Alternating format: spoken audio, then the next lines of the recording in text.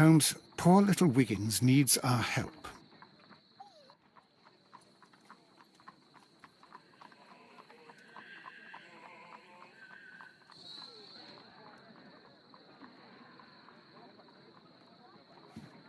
Hello, Toby.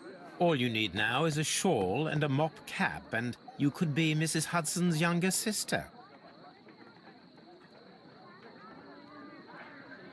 Hello, Toby. All you need now is a shawl and a mop cap, and you could be Mrs. Hudson's younger sister.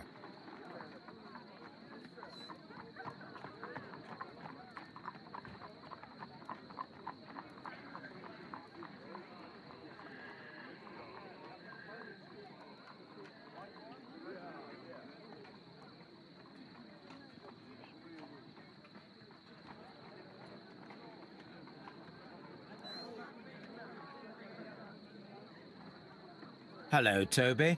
All you need now is a shawl and a mop cap, and you could be Mrs. Hudson's younger sister.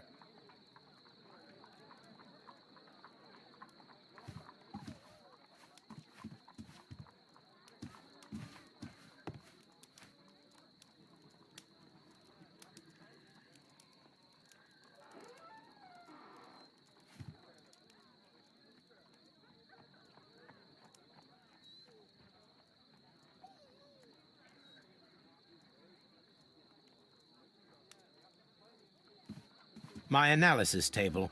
It is useful for my work. A map of London and the surrounding area. It could be useful.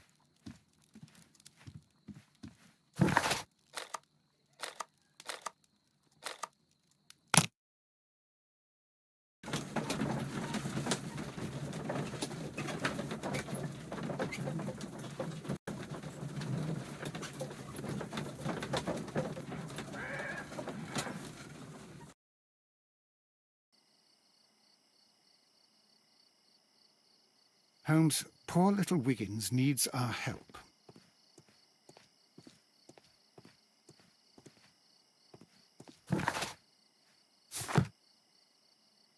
Locked.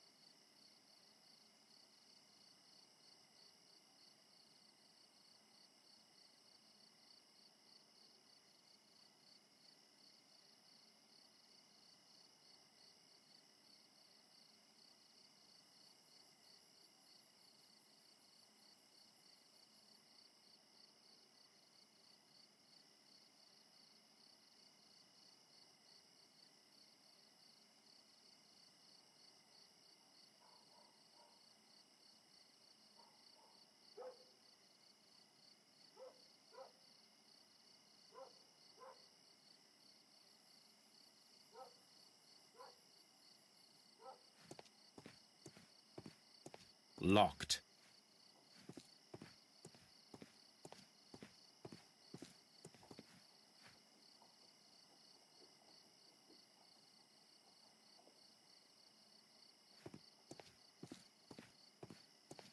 Holmes, poor little Wiggins needs our help.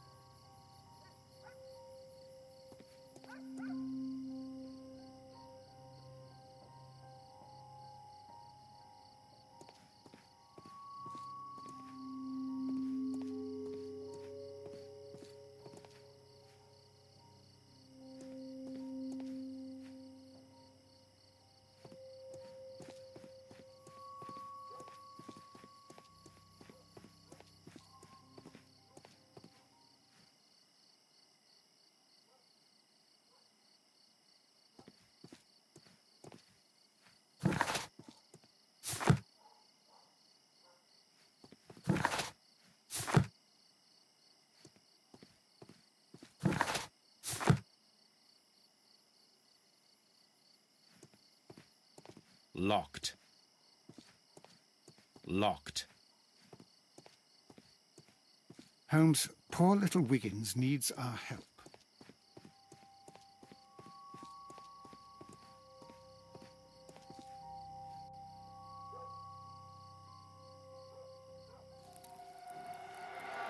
Please, gentlemen, leave the scene now.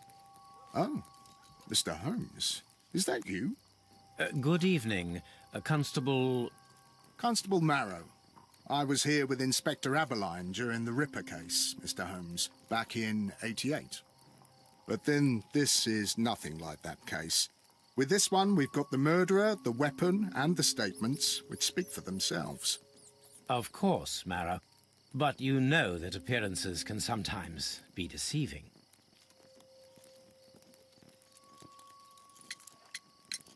Who were the victims?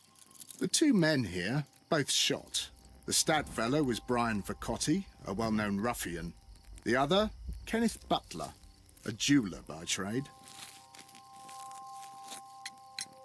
You spoke of statements.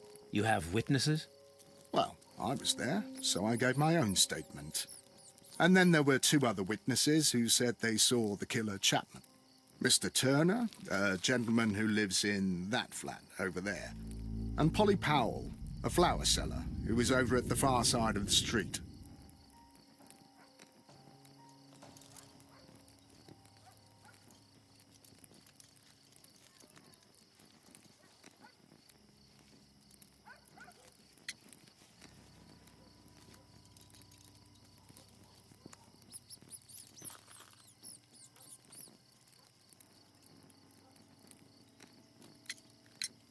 So, Constable Marrow, I should be delighted to hear your testimony.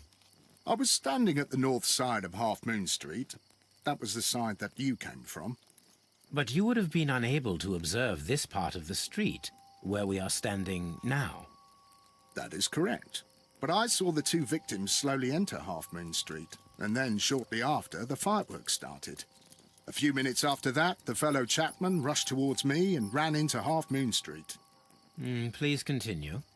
I didn't pay attention, but suddenly I heard a woman's cries and police whistles on the other side of Half Moon Street. I rushed over there and I saw the two dead bodies on the ground. When I reached Whitechapel Street, I saw Leighton Chapman. He'd been caught by two police constables.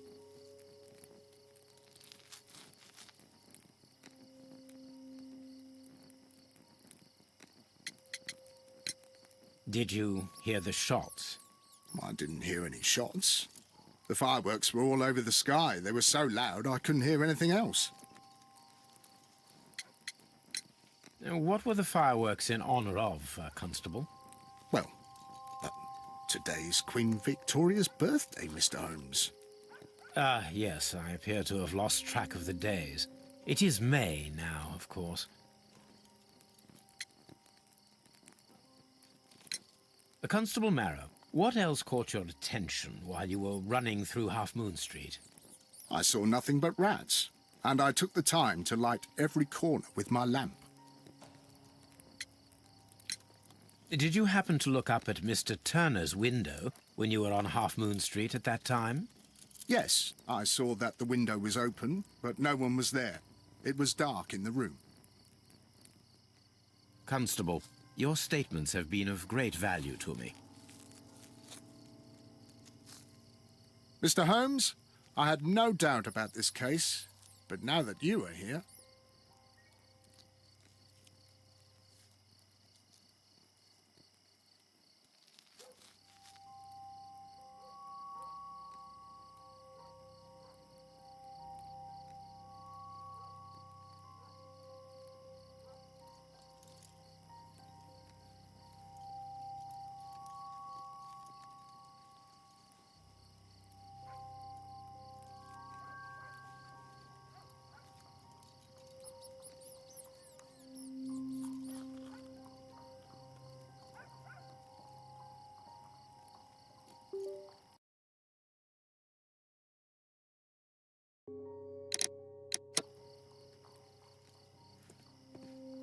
A fairly long pole with a forked end.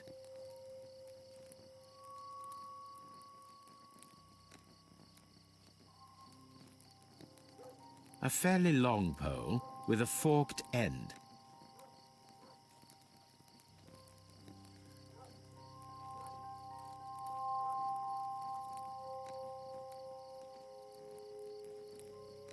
I'm always wondering what's on your mind, Holmes.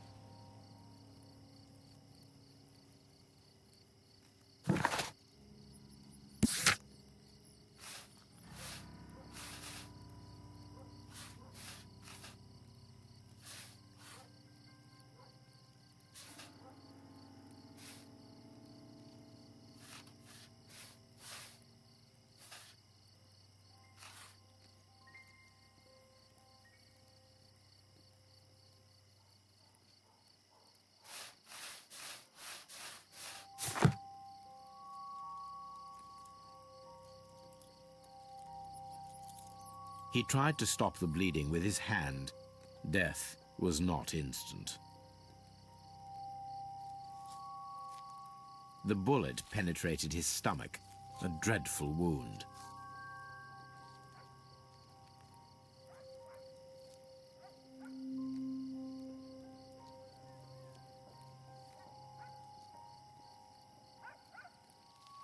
A tattoo from Westgate Prison. Vacotti must have done some time there.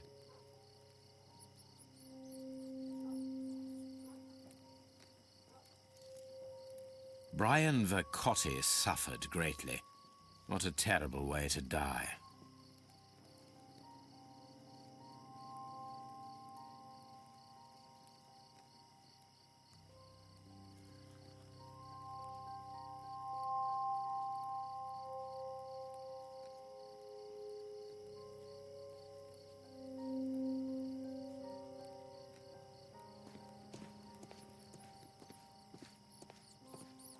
Mr. Holmes, I had no doubt about this case, but now that you are here...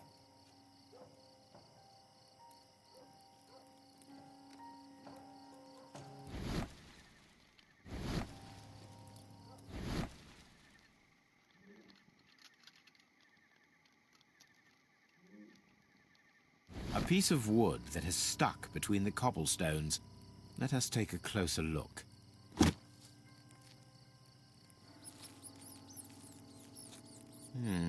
This shard of wood is quite new.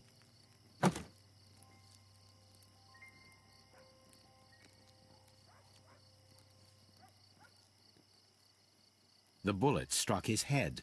This man didn't stand a chance.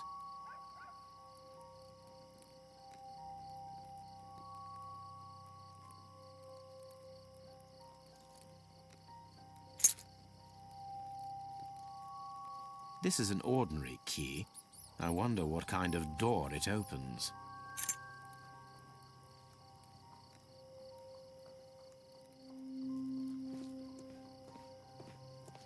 A fairly long pole with a forked end.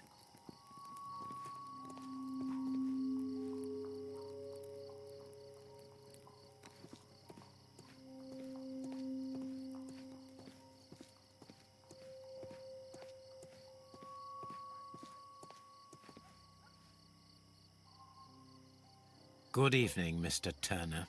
I heard Constable Marrow reply to you as Mr. Holmes. Are you that detective gentleman? I've heard of you. And well, I know things about this evening. Excellent. Might we hear your story? Could you tell us everything that you may have seen or heard? I was already in bed when the fireworks started. A few moments after, I clearly heard 2 gunshots from outside. Please continue. I quickly got up and I grabbed the lamp from my nightstand and I rushed towards the window. I looked down and I saw 2 bodies. And there was a man with a gun who was standing nearby. Where exactly? Well, near this body. Did he notice you? I don't think so. He rushed towards Whitechapel Street without looking around.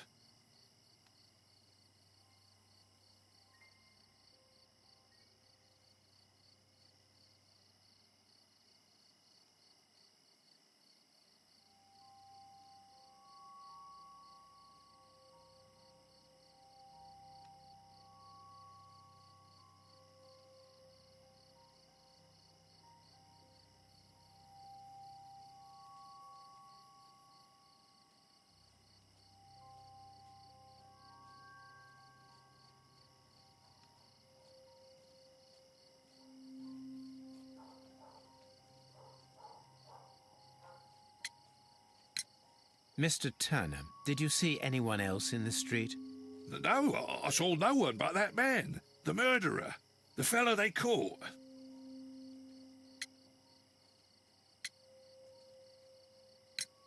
Were the two shots you heard consecutive?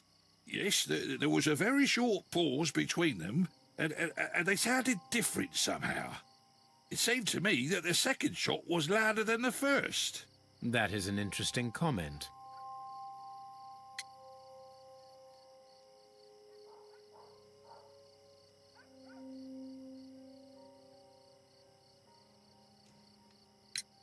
Mr. Turner, what were your actions after you stepped up to the window?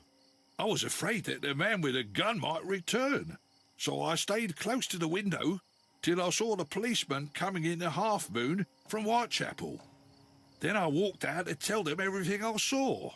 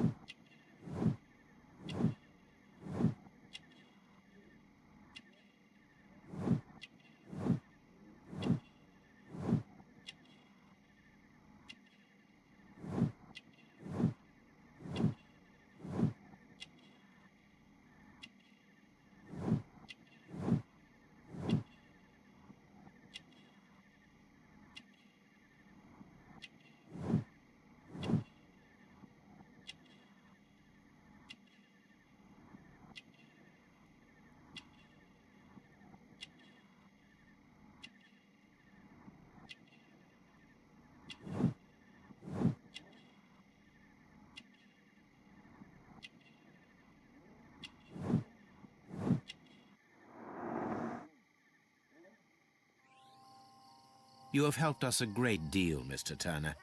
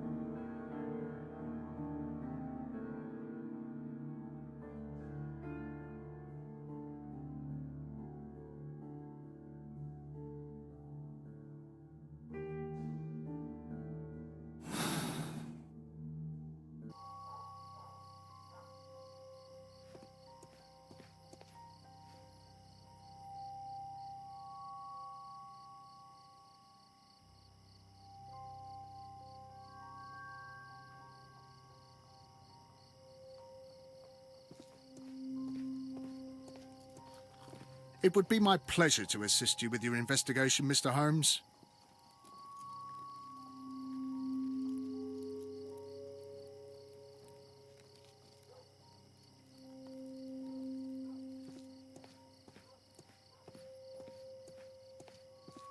Mr. Holmes, did you see my brother at Scotland Yard? Is he all right?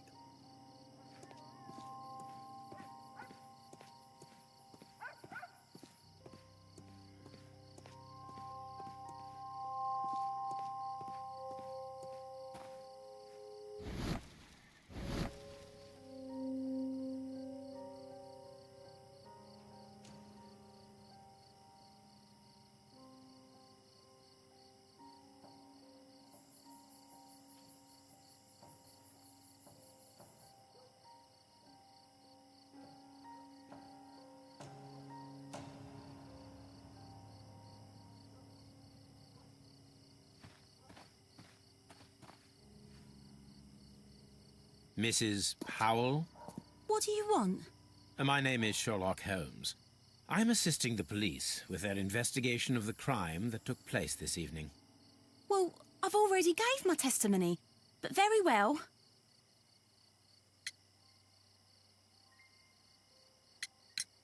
Could you tell us everything that you may have seen or heard? Yes. I was selling my flowers as usual, and then the fireworks began, in honour of Queen Victoria. I enjoyed those. But then, all of a sudden, a young lad ran out of Half Moon Street and stopped just by me. He had a gun in his hand. He was like a ghost, and all covered in blood. It was dark, but I could see him, because of the flashes from the fireworks. And then? I screamed as loud as I could. I knew that a policeman should be on duty in the vicinity. He had no time to escape. 2 constables got him. Then another constable came out from the very same street, and I heard him talking of a horrible murder.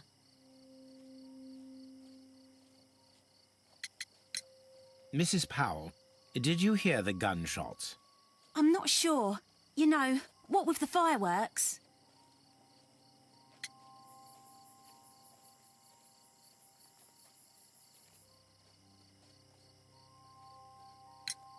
Did you see anyone else leaving Half Moon Street, prior to or at the time of the crime?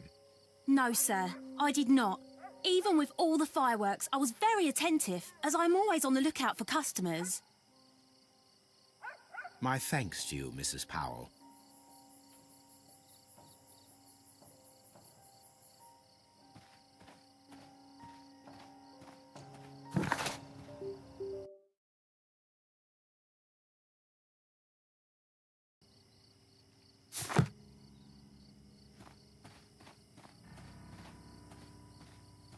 Locked. Locked.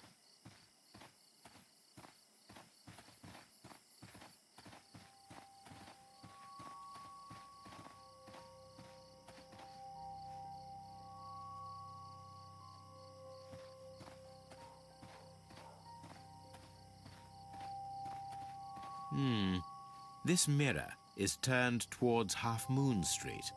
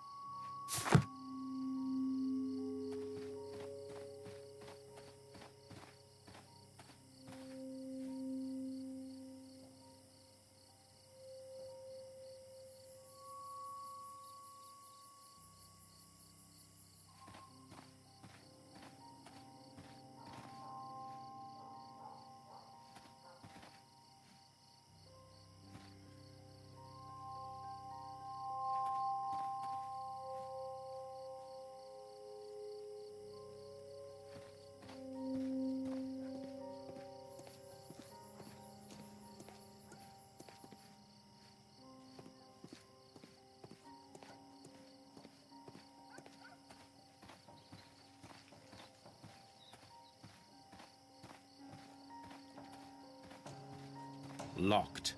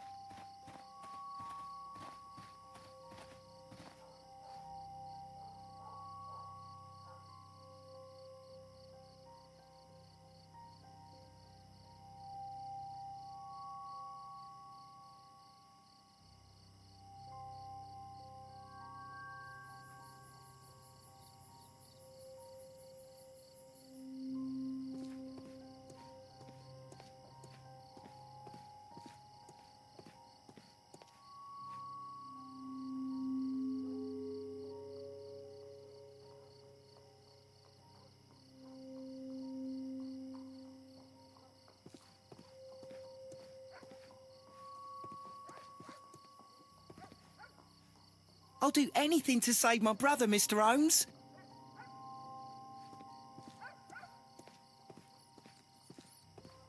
It would be my pleasure to assist you with your investigation, Mr. Holmes. I'm always wondering what's on your mind, Holmes.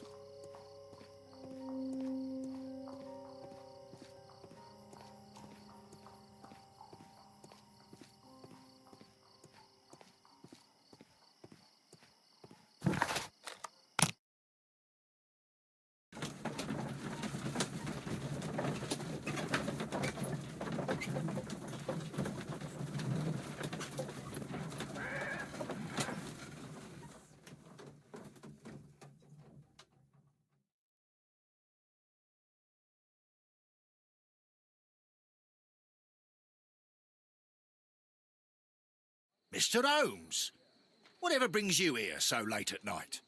I'm interested in the case of young Leighton Chapman. He was arrested earlier this evening and accused of a double murder. I beg your pardon? That case is quite clear to the police. Or are there any new facts that we don't know about? Who knows, Inspector? Look, you are free to investigate, of course, Mr. Holmes. Chapman was arrested with a revolver in his possession, which you can find in the evidence room. The suspect himself is in custody. Did you find anything else on his person? A few personal belongings. Nothing particular, Mr. Holmes. Thank you, Lestrade.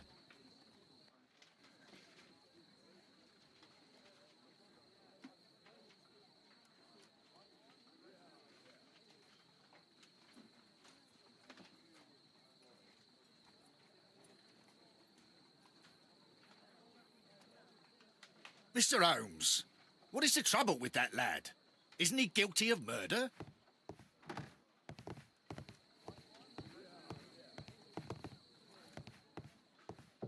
I'm always wondering what's on your mind, Holmes.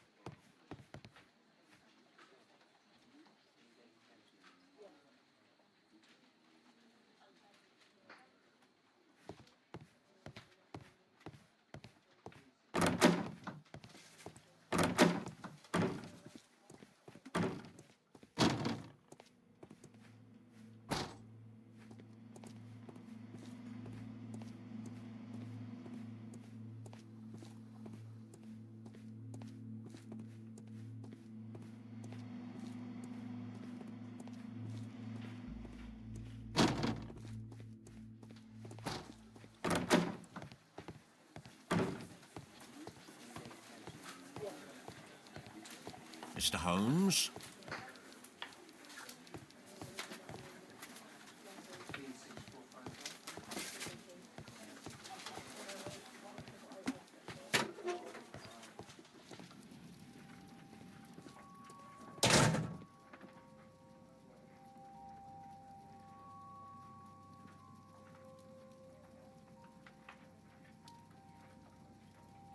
These cigarettes are filled with cheap tobacco. Nothing interesting. A cheap watch, bought with his own money, no doubt. So this is the gun that Leighton was holding when he was caught by the police. It is a Webley revolver, a reliable weapon.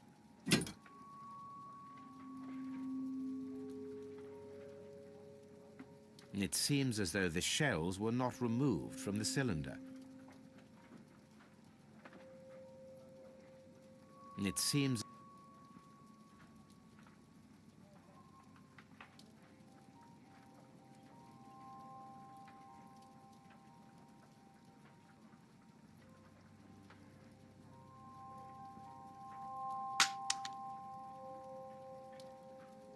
Two out of the 6 shells have been fired.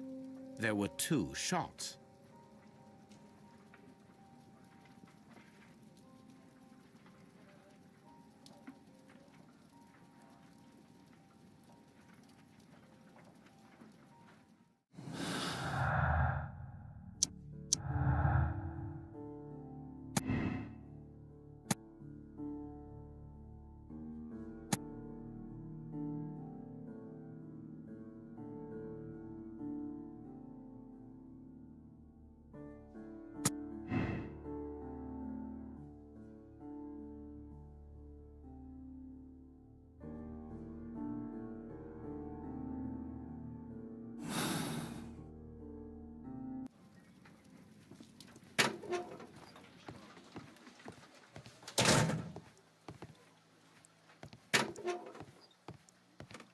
Mr. Holmes?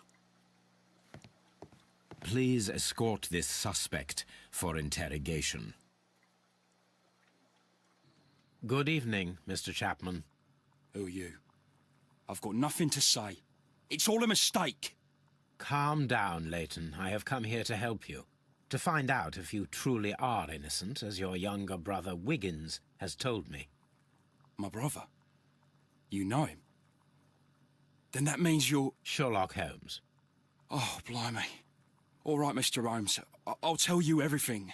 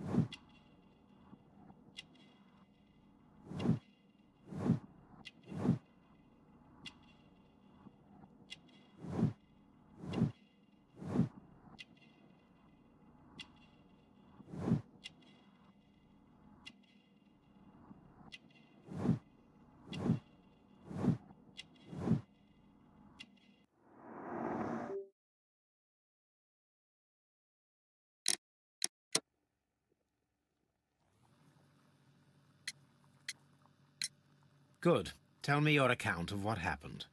I left my work, and I hurried up to see the fireworks in Whitechapel. I was late, so I decided to cut through Half Moon Street. I saw the first fireworks light up in the sky. I bumped into a constable on a corner before entering Half Moon. Then suddenly, what with all the firework flare, I saw 2 men. They were both lying flat in the middle of the street. I stopped where I was. I thought about turning back to the police, but as I was thinking of that, I saw a third person. He was leaning over the body that was furthest from me. The second I saw him, he raised his head, and he stared at me. In a flash, I saw his gun, but he made a dash for it instead, and he escaped through Whitechapel Street. So you might still have had time to return to the constable. I panicked. I didn't know what to do. Anyway, I approached the bodies just to see if they were still alive. I saw that one had blood pumping out of his stomach. He was dying. It was horrible. The second one was already dead. He had a hole in his head. He was holding a gun in his hand, though. I took it, and then I followed the third man.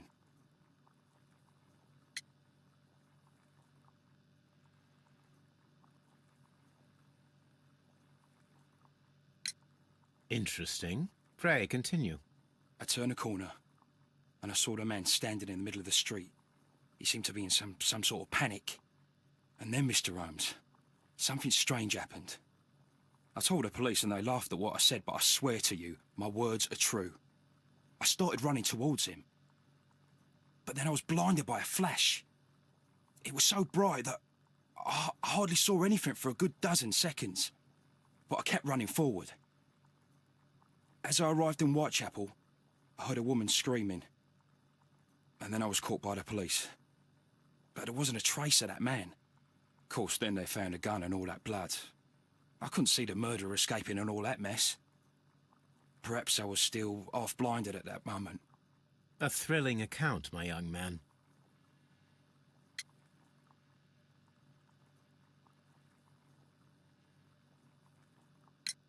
Leighton, are you able to describe the person whom you saw standing in Half Moon Street? Well, I wasn't able to see his face at all. It was too dark, and he was too far away. I could see his silhouette. And what about that? Nothing so special. He was wearing a jacket. He was quite average in size and his weight. I see.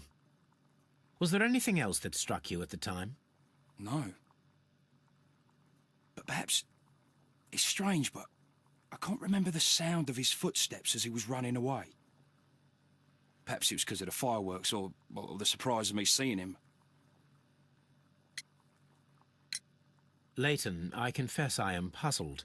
Why should a young lad like you take a gun from the hands of a dead man and set off in pursuit of a probable killer? I know. I keep wondering that, but at the time it was like a reflex. A criminal ought to be arrested, and he was armed. You were willing to risk your life. That was a little foolish, unless you wanted revenge. No, Mr. Holmes. I was just being brave and stupid.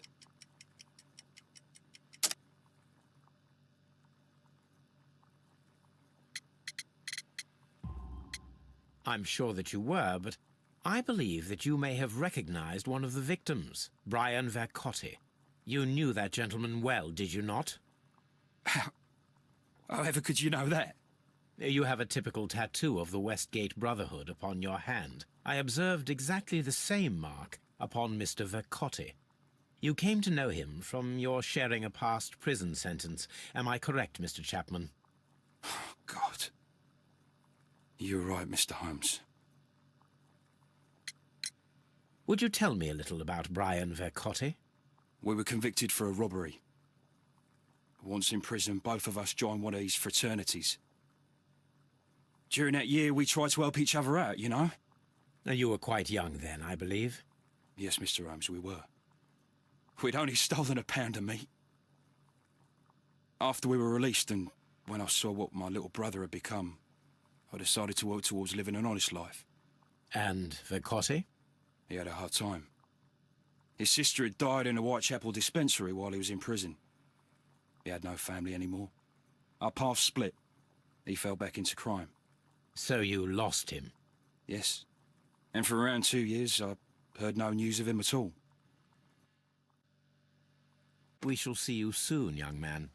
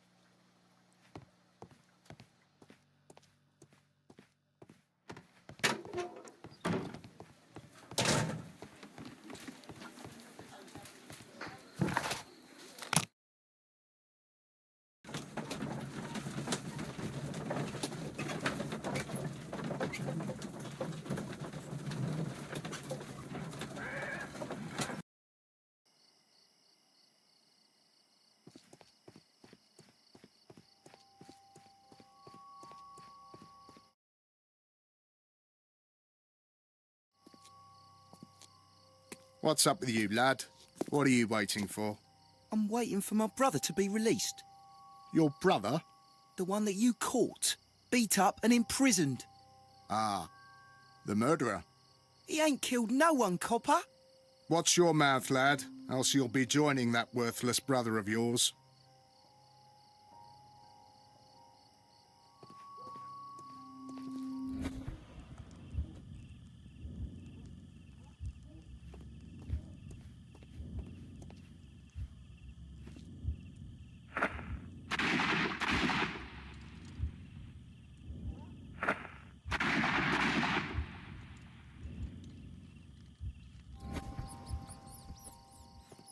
It would be my pleasure to assist you with your investigation, Mr. Holmes. I am unable to see any higher. I need to find something to lift my lamp. Mr. Holmes, did you see my brother at Scotland Yard? Is he...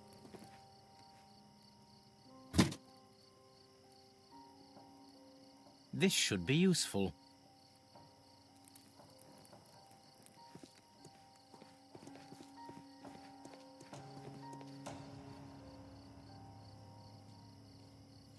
Nothing interesting here.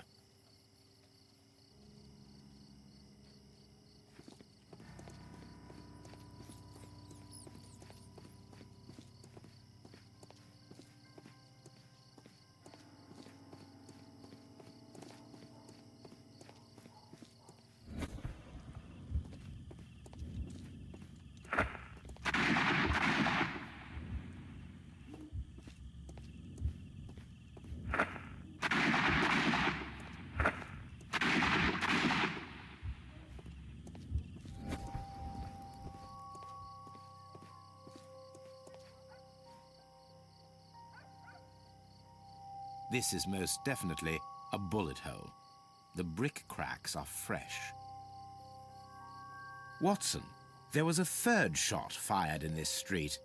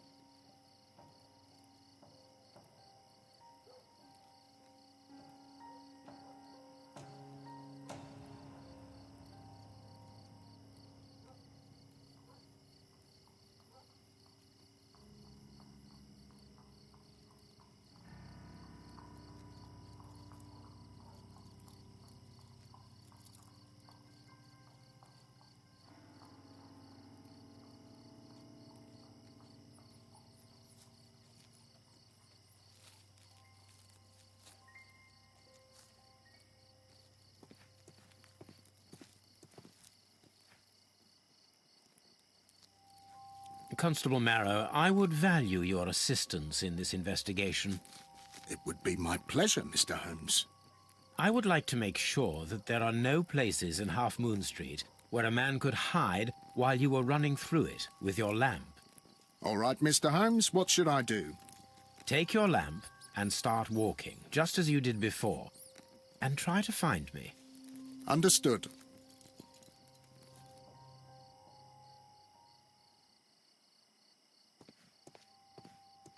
I shouldn't look for Mr. Holmes here. He's hiding in Half Moon Street.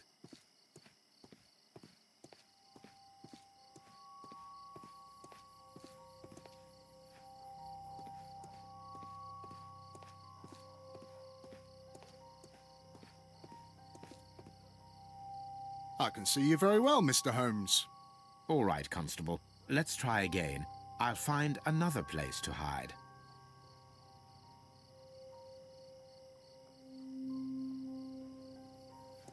I shouldn't look for Mr. Holmes here. He's hiding in Half Moon Street.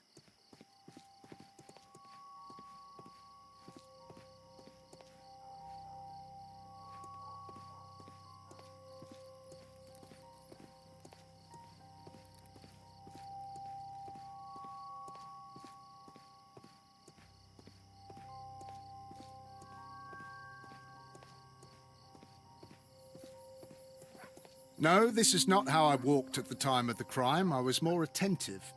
Let's start over again.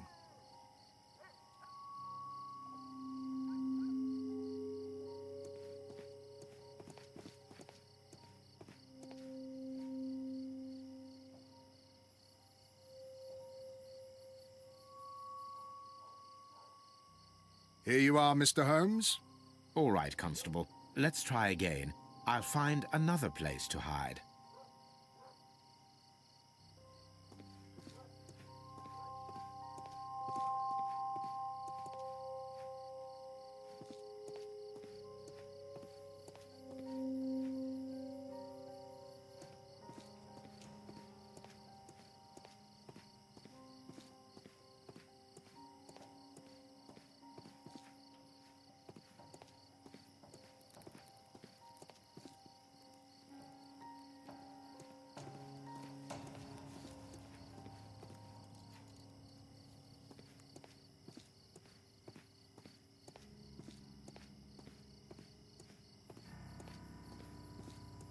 Mr. Holmes, it wasn't difficult to find you at all. It is obvious now. No one could escape Constable Marrow's lamp while hiding in the street.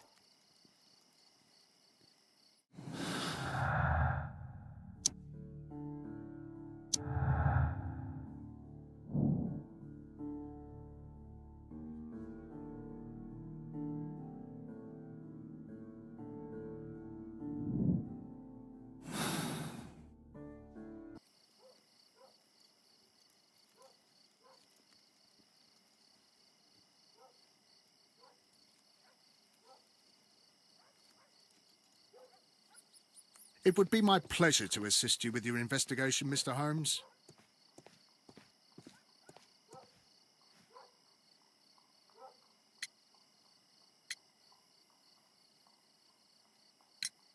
Mr. Turner, you have stated that you remained close by your window after the crime. Is that correct? Oh, yes, Mr. Holmes. I stayed at my window until the policeman arrived to examine the dead bodies.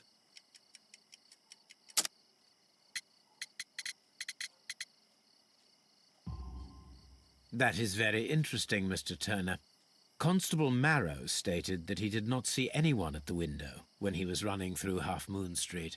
Well, I think Constable Marrow and me, we might have been distracted by the whistles and shouts coming from Whitechapel.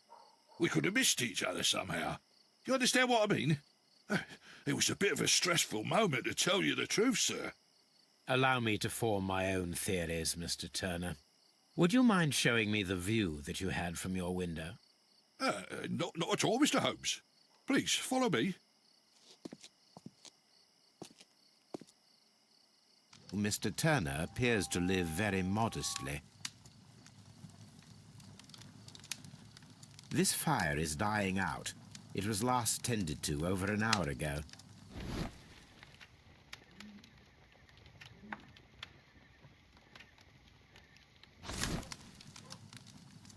The papers are almost entirely burned. I am unable to see what's written here. These words are illegible. The papers were thrown into the fire just a short while ago.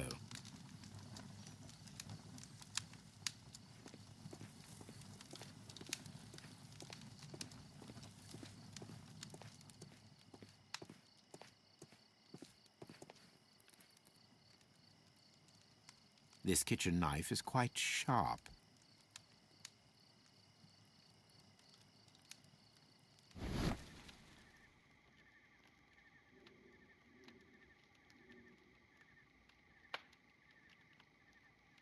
There are pieces of shredded paper scattered over the table.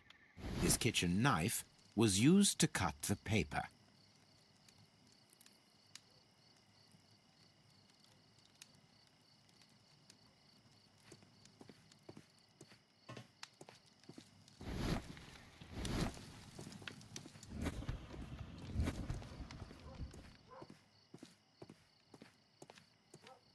Mr. Turner was roused from his bed by the sound of gunshots.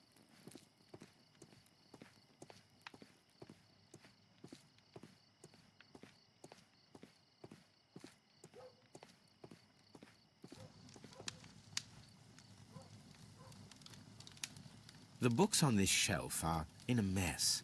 It looks as though Mr. Turner was trying to find something in a hurry here a short while ago.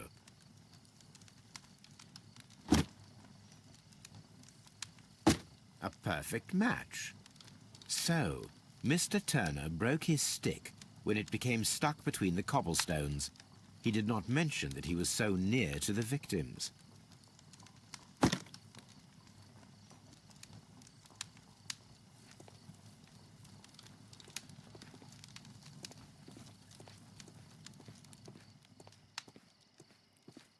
Anything else you would like to know, Mr. Holmes?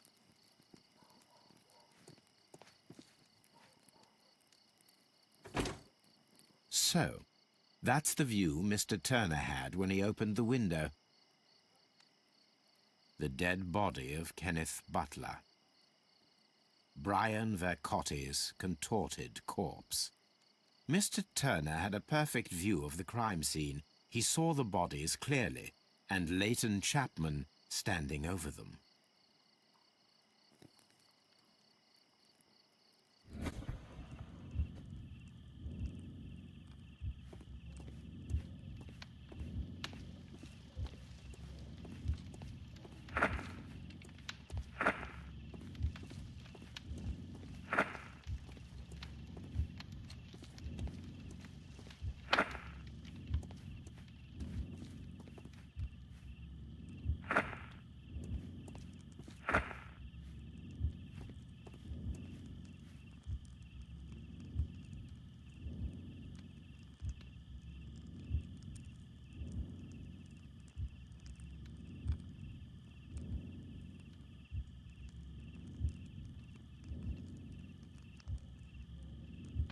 No, it didn't happen this way.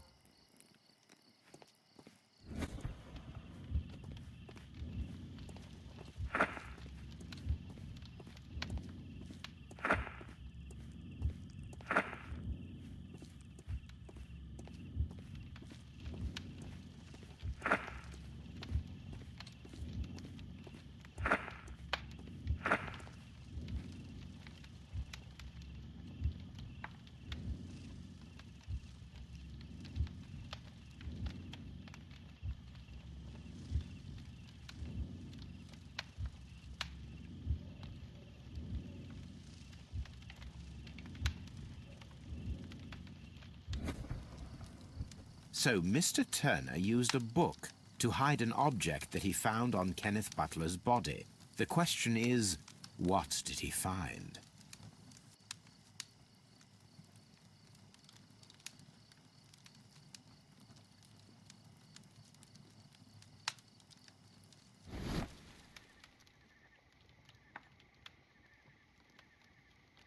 I can see prints from greasy fingers upon the cover of this book. Let us take a closer look.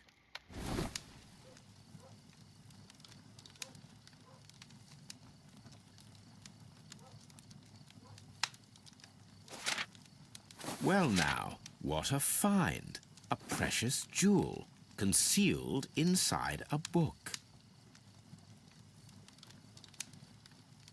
A bracelet with a unique ram's head design, a distinctive feature of ancient Grecian artifacts, probably of the Hellenistic era.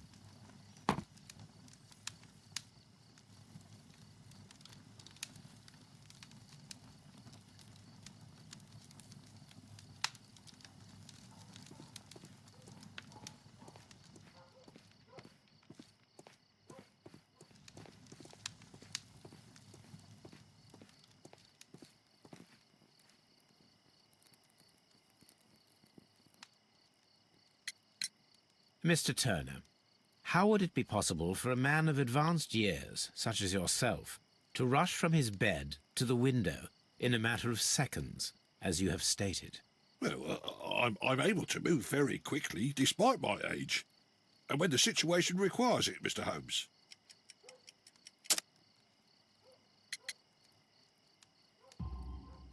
I highly doubt that, Mr. Turner. I observe that you suffer a severe limp due to your injured right leg. It would have taken at least 10 seconds for you to approach the window. That means you could have easily missed something or someone in Half Moon Street during that time. You're right, Mr. Holmes. I could have missed something. But it did seem to me that everything happened so quickly. Oh, time can pull tricks on you. And what of everything else that you told us? Mr. Turner, it is vital that we have your complete and true statement. Mr. Holmes, I do assure you that the other things I said were most sincere.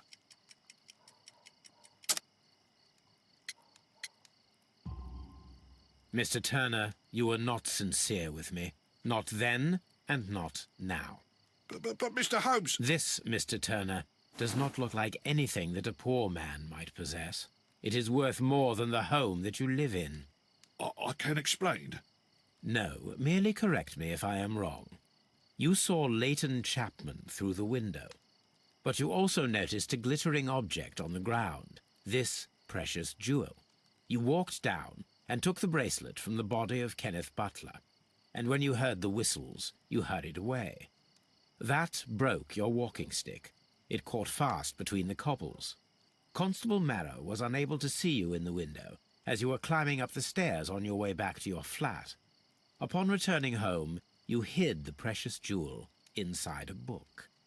Mr. Holmes, please don't send me to prison. I didn't do anything bad. I'm just a poor man. When I chanced upon the bracelet, I saw it as an opportunity to make a little money. I was desperate.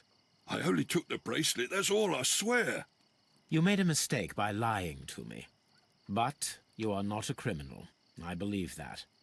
Although I must return this bracelet to its rightful owner. That's why it's better to stay at home at night.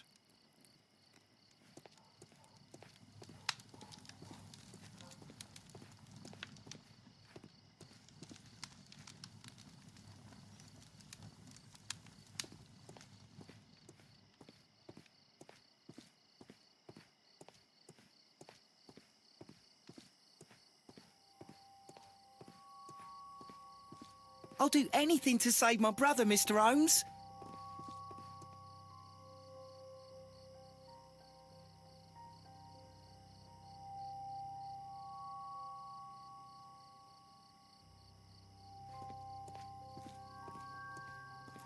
It would be my pleasure to assist you with your investigation, Mr. Holmes.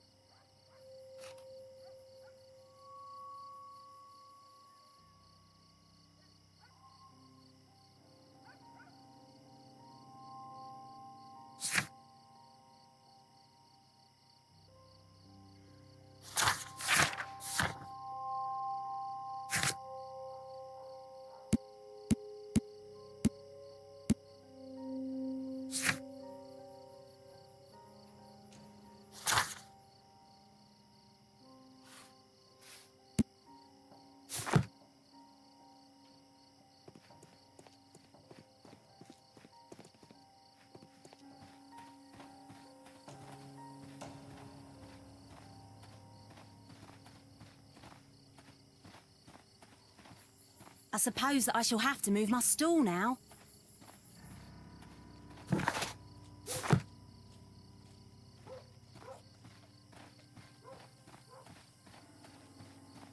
Locked.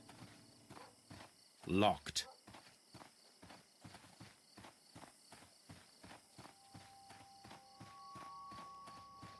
Locked.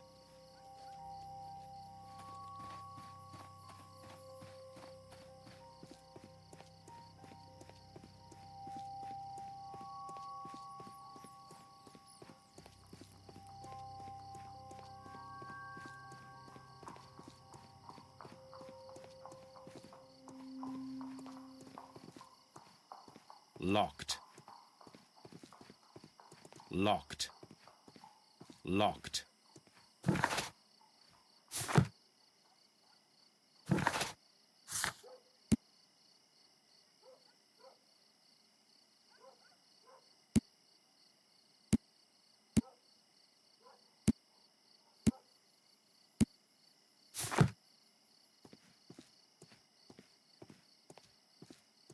Locked.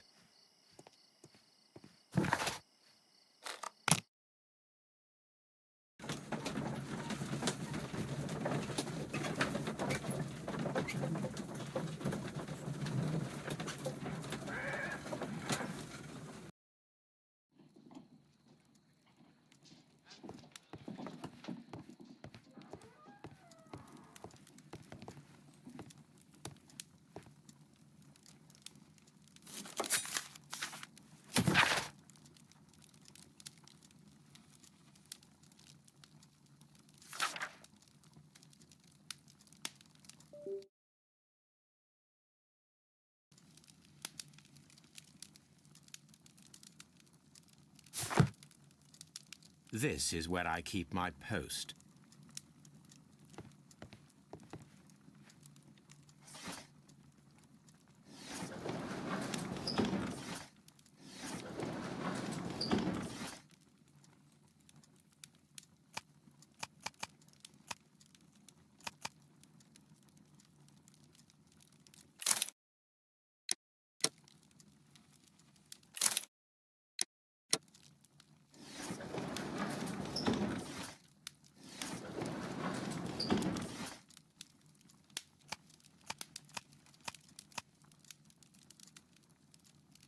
That is not the one I need.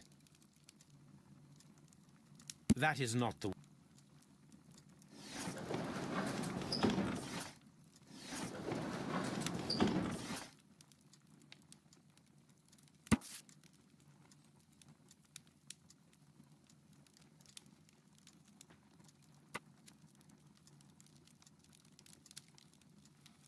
Here it is. I need to continue my research in my archives.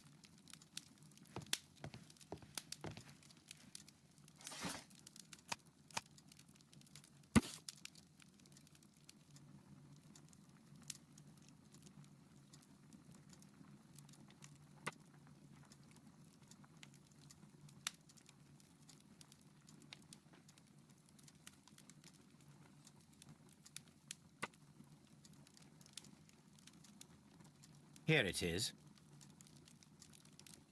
One of the victims, Kenneth Butler, was involved in the story of the stolen Hellenistic treasures. A visit to his pawn shop should tell me more.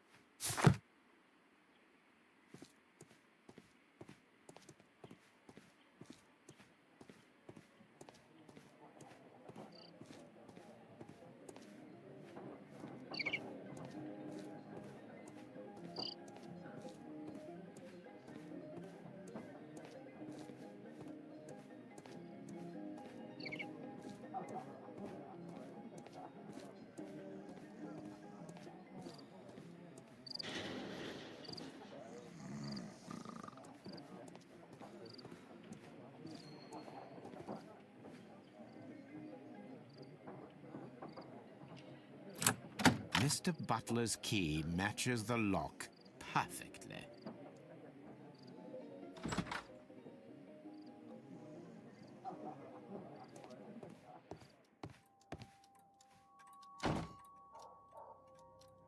These tools are exactly what I need to climb the wall.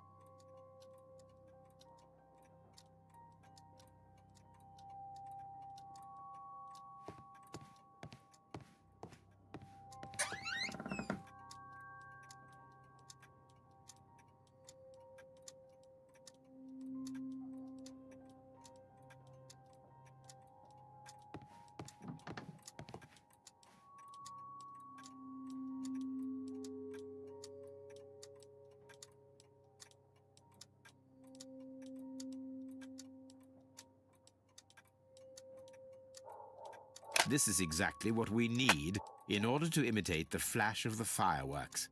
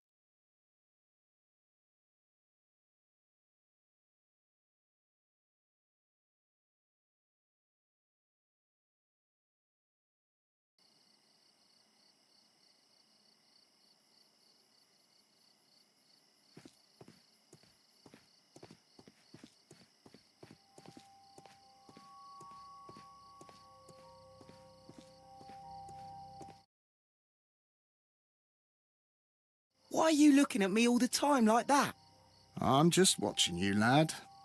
I never know what to expect from people like you. People like me? Yes, street beggars and thieves. I ain't a thief. Oh, no? Then where did you get whatever it is that you're gnawing on? I very much doubt that you bought it. What ain't seen can't hardly be stolen.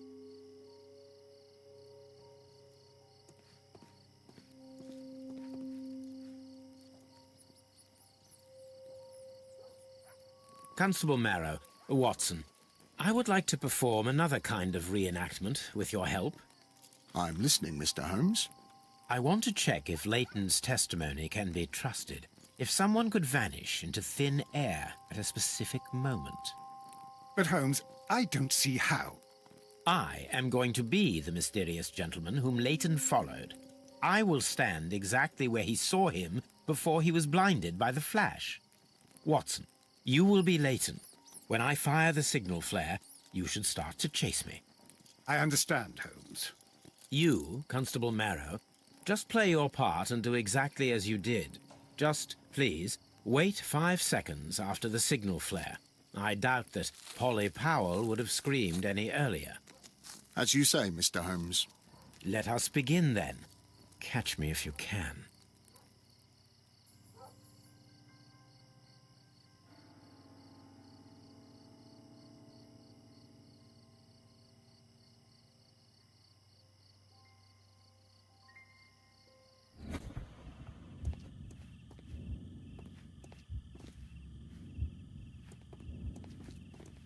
The moon illuminates this wall. Anyone trying to climb it would be easily spotted by Constable Marrow. This wall is cast in shadow. It would be difficult to see anyone scaling it.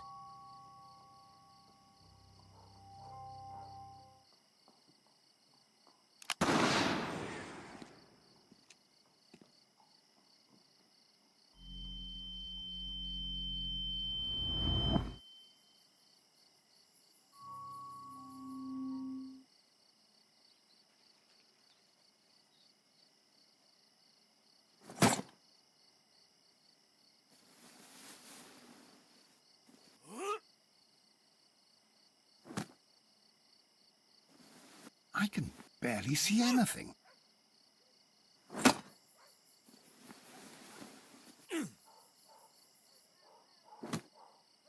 Holmes? Are you there?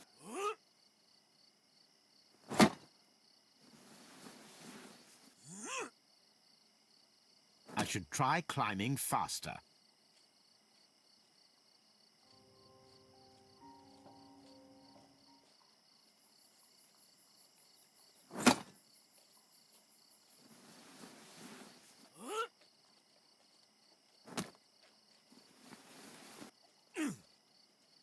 I can barely see anything.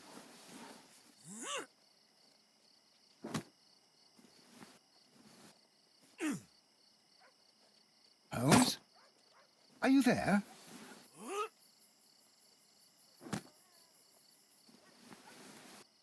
Where is he?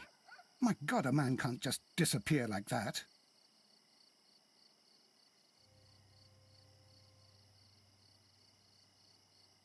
Holmes? Holmes? Where are you? I cannot see you, Mr. Holmes. Dr. Watson, it seems that Mr. Holmes has disappeared. Don't worry, gentlemen. I am up here, above your heads. How on earth did you get up there, Holmes? I am using crampons and a climbing axe, although the person we are looking for did not leave any traces of such tools. Constable, is there any way to get to the top of this building? Yes, Mr. Holmes, I can show you. The door to the building can be found from Whitechapel Street.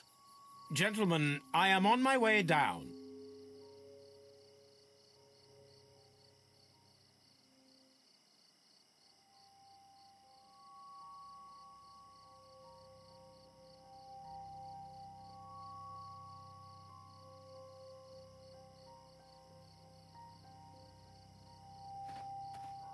This is the back door of the building with the attic floor that you required, Mr. Holmes.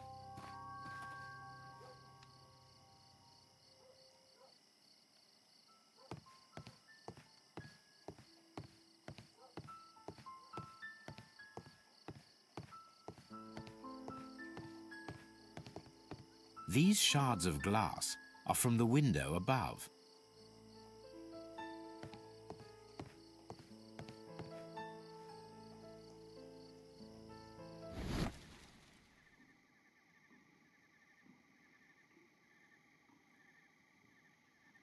A cluster of thick black threads.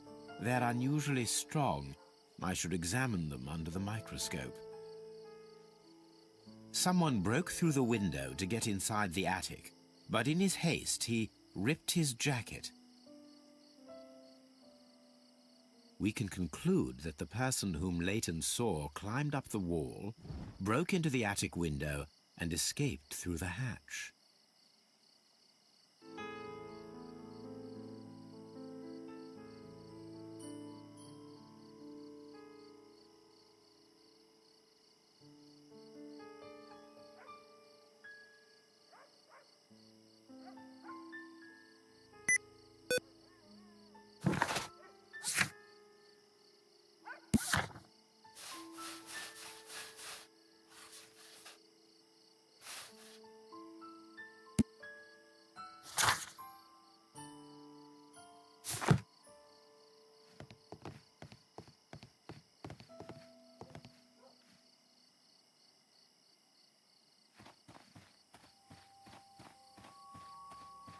Such a young man, and already a murderer. I'm always wondering what's on your mind, Holmes. I'll do anything to save my brother, Mr. Holmes. It would be my pleasure to assist you with your investigation, Mr. Holmes.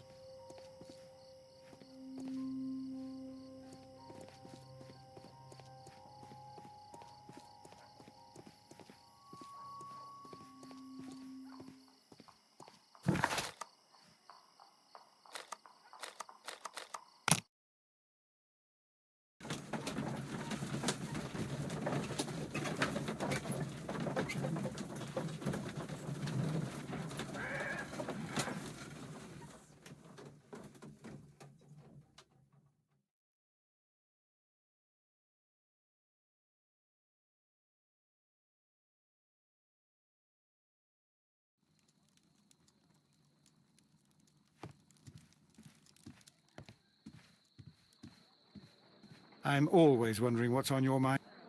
Hello, Toby.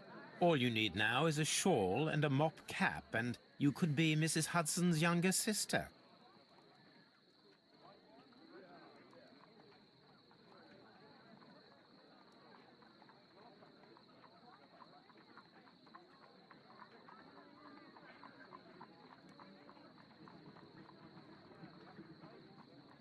Let us take a closer look.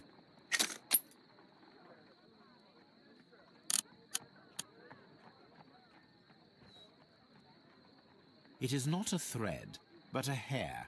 I very much doubt that it is human. I need to compare this sample with a human hair and a horse hair. A shaving brush is usually made from horsehair. Watson, could you please pass me your shaving brush? Here you are. Watson, look, what's outside the window? Where? I don't see anything. Ouch! Holmes! Oh, don't make such a fuss. One little hair.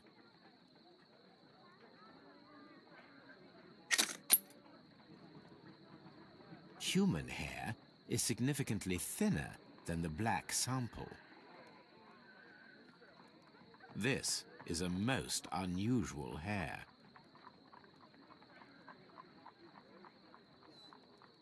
The horsehair is thinner than the hair that we found. So, this black hair belongs to an animal, and it is larger than a horse. A hair from a large and exotic animal.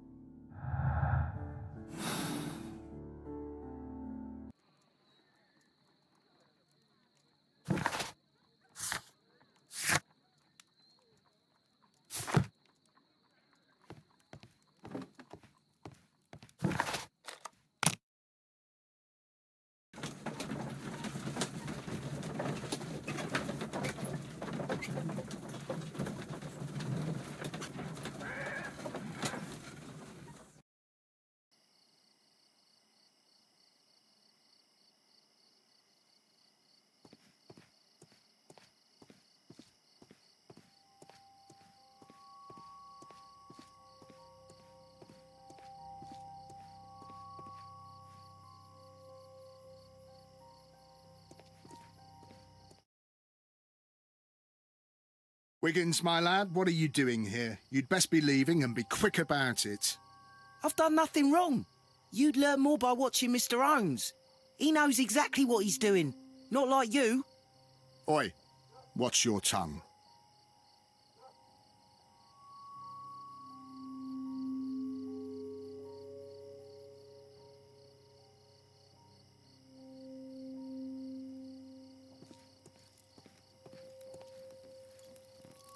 It would be my pleasure to assist you with your investigation, Mr. Holmes.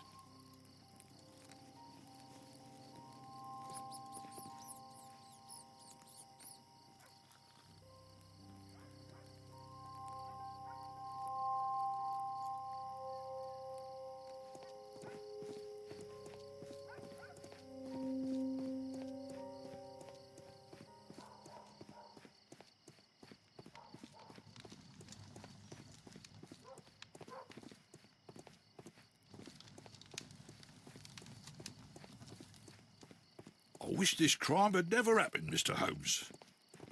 That's why it's better to stay at home at night.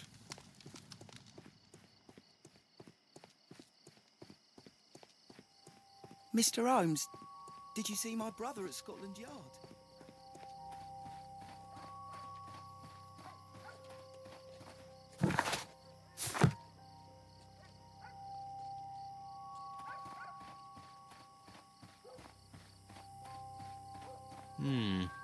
This mirror is locked. Locked.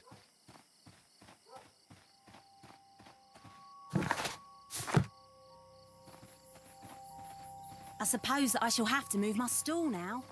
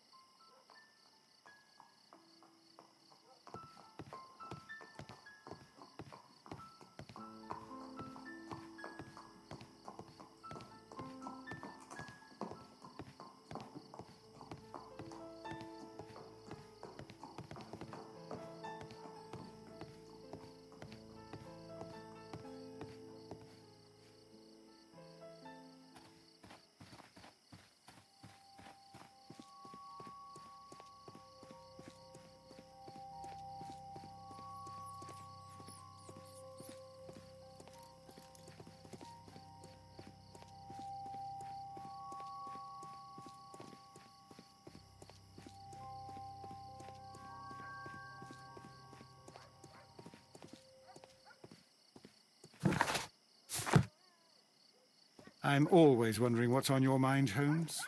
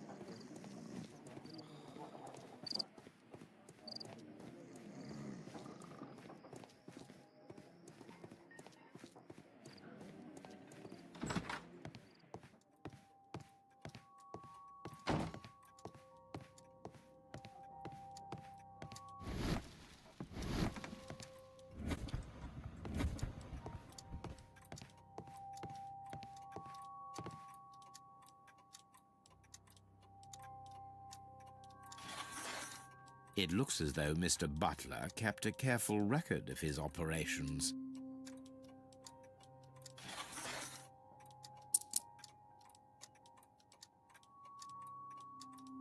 The ram's heads. This necklace belongs to the 5 Rams of Mittelin collection. Interesting.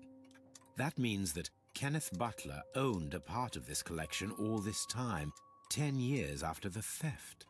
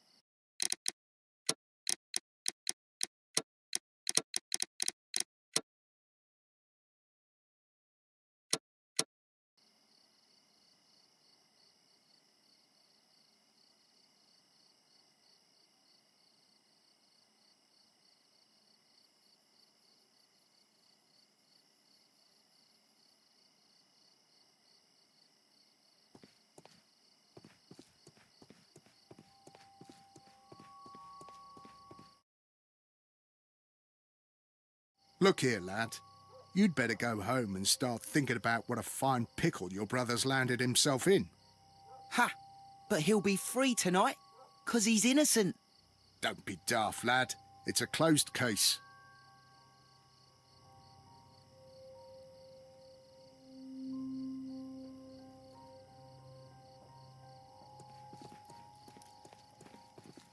It would be my pleasure to assist you with your investigation, Mr. Holmes. Mr. Holmes? We have good news for you, Wiggins. The investigation has proven very interesting so far. We found facts and details that confirm your brother's innocence. I knew it, Mr. Holmes. But for now, Wiggins, we need your help. Anything you like, Gov. I need you to locate a circus that has stopped over in London. It needs to have disposed of at least one exotic animal, a very large one. You can count on me, Mr. Holmes.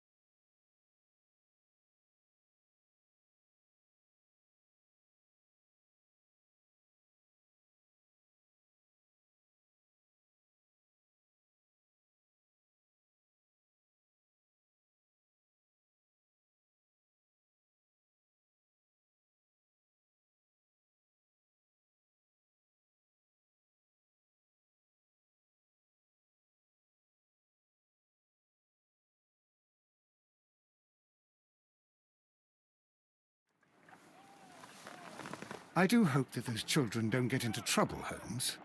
Don't worry, Watson. I predict some news in 7 seconds.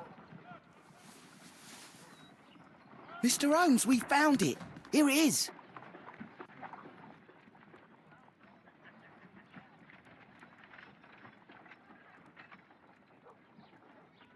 Duval Brothers, a well-known travelling circus that is currently stopped in London. And this is a young Indian elephant, the highlight of the show. I believe that is exactly the type of circus we are looking for. I'll pay it a visit.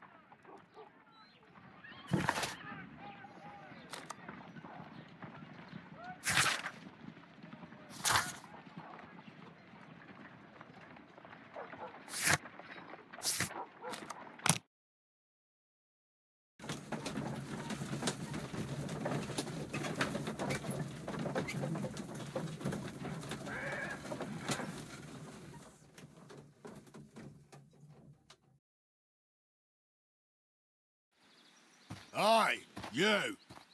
Stop right there. Good morning, sir. Pardon me, but why am I not allowed to walk around here? Because it's private. Well, I only wanted to meet the artistes. Hmm? You're wanting to apply for... Nah, you don't look like the type of, artistic lockpicker that we're looking for. You might be surprised. What? Nah, I don't think so. Clear off. You're a bit slow to catch on, eh? Get lost. You're a bit slow to catch on, eh? Get lost. You're a bit slow to catch on, eh? Get lost.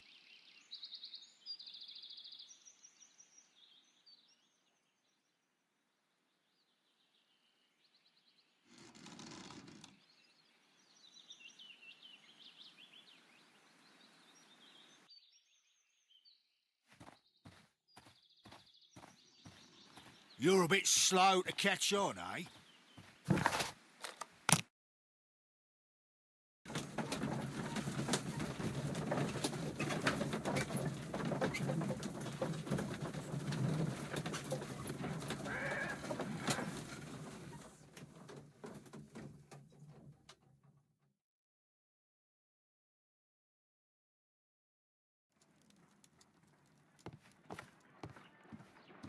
Holmes, I won't be able to join you. I promised to visit a patient today. It's all right, Watson. I think that I can handle this alone.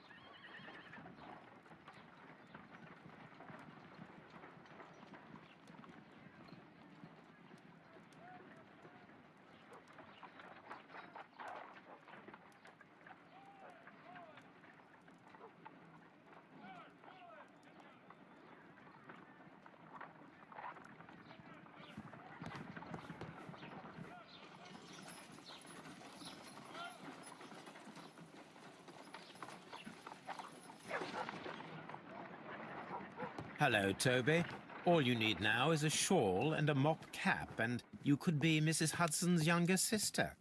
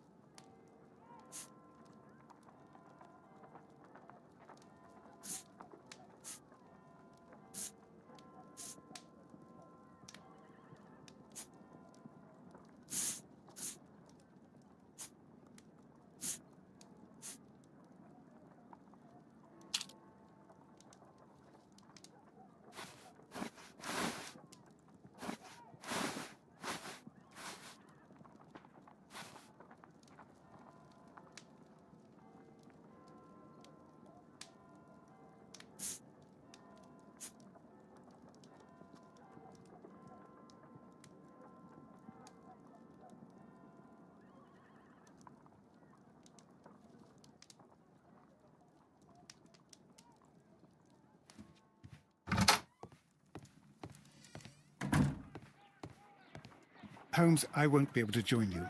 I promised to visit a patient today. It's all right, Watson. I think that I can handle this alone.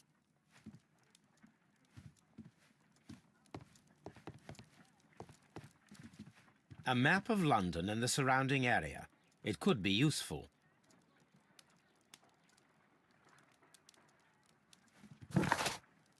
Spectacles are unpopular among thugs. I don't want to arouse suspicion.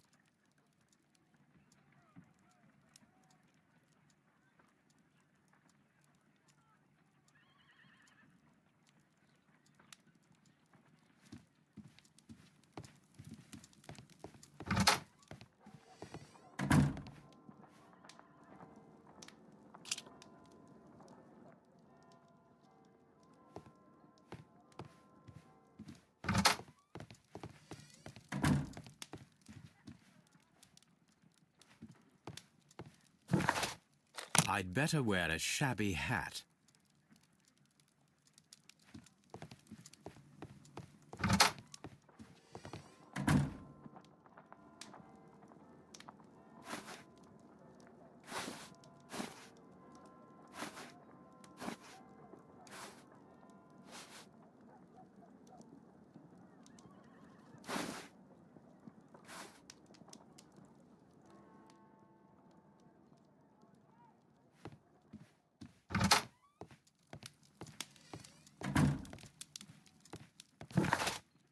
I'd better wear a shabby hat.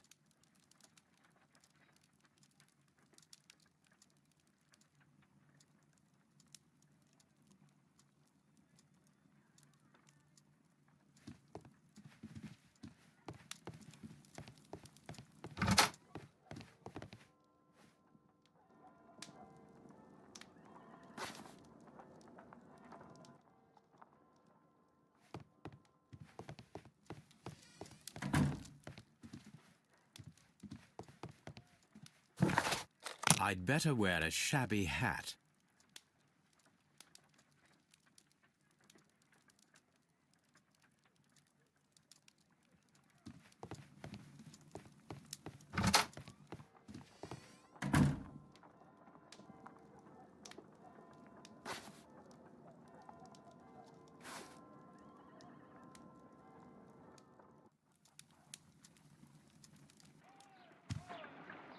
Stay where you are. What are you doing here, and where is Sherlock Holmes? Calm down, Watson. Take deep breaths now. It's me. Oh, thank God, Holmes. I can't get used to your disguises. Thank you, Watson.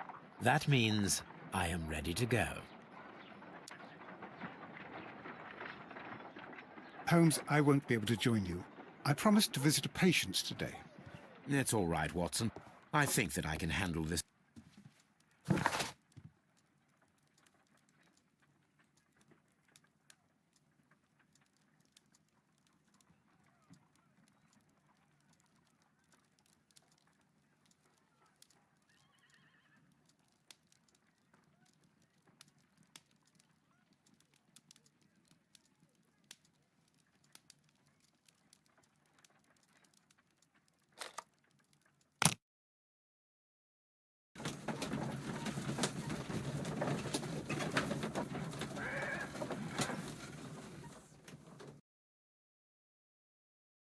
Who are you? What's your name? My name is Nigel. I'm here to open the locks. Talented, eh? Let's see. Go inside the marquee and show yourself to Charles Foley. And I'd highly advise you not to trick him. Got that?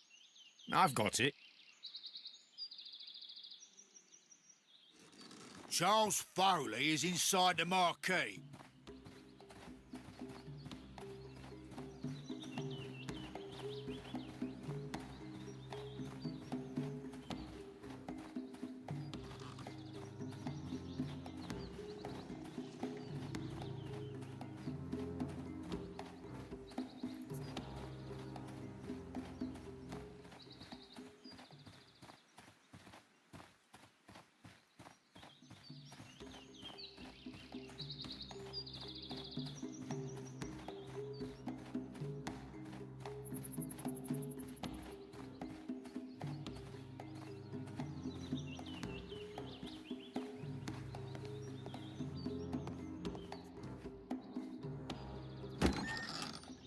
So, everything is here, just as you asked. And what about the money? Some of the barrels are wet. Transportation issues, it couldn't be helped. Whatever. We'll be here after midnight to pick up the supplies. I want to be paid first. No. You'll be paid after we make the transfer, as I said. Right? I hope that no one saw you. The police are on the lookout. Of course not. I'm a professional. Glad to hear it. Be ready for tonight, then.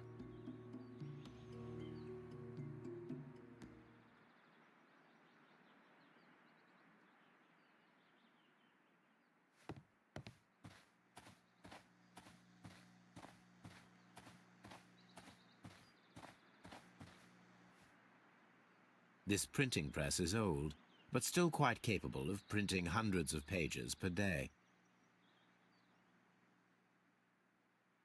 That's a picture of a contemporary gentleman wearing a Robin Hood hat. Interesting.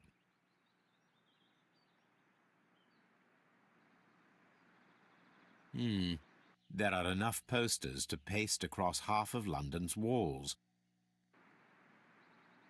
This printing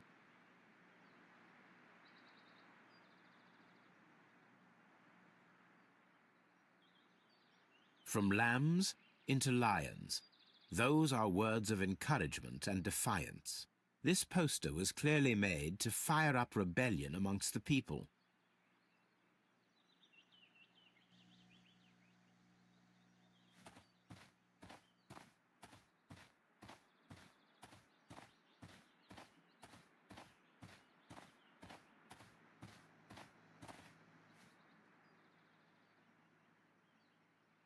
This wooden barrel is damaged.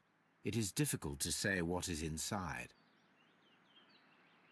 There is a spot on this barrel that was intentionally painted out. The crest of the Honourable Artillery Company. Could it be gunpowder? I need to be sure.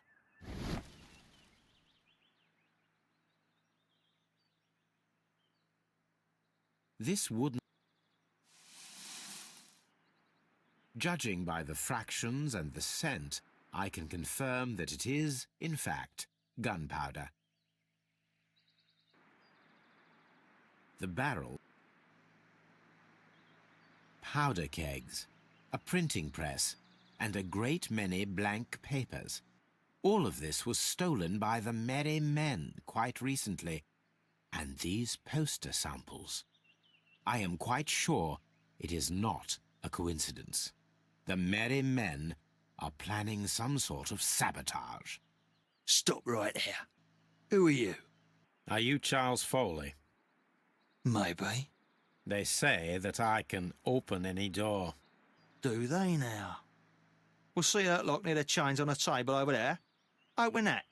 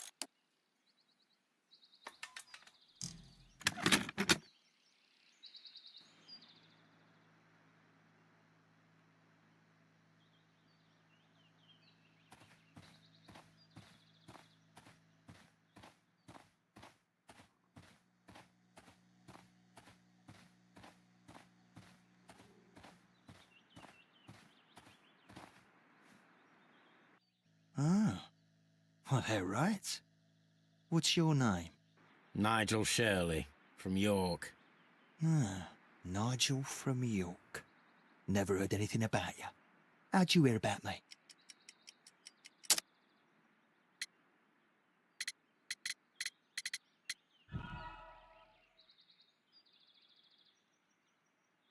Ah, Nigel from York. Never heard anything about you.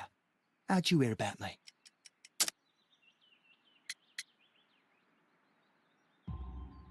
It's a long story. I met your brother, Vincent the Butcher Foley, in prison. He told me all about his betrayal and all about you. Before I was released, he told me that you might find a job for me one day and pay me some money for me craft. Well, he died. 7 days ago, in prison. I'm sorry to hear that. That's all right. The traitor has paid the blood price for it.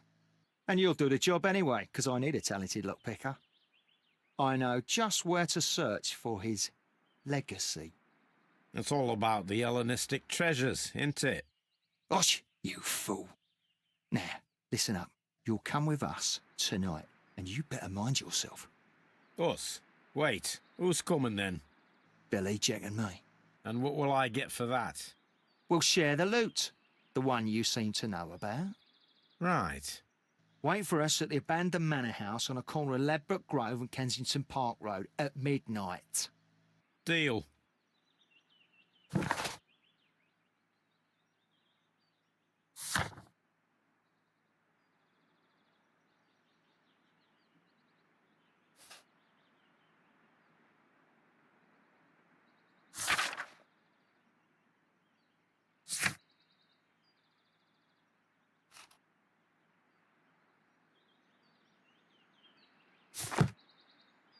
We'll see you at the manor, Nigel.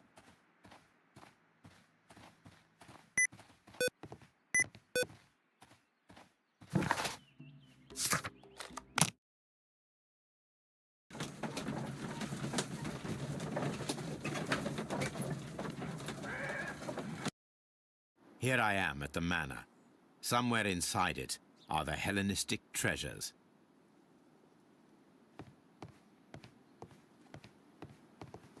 This lock is quite old. It shouldn't be much of a challenge.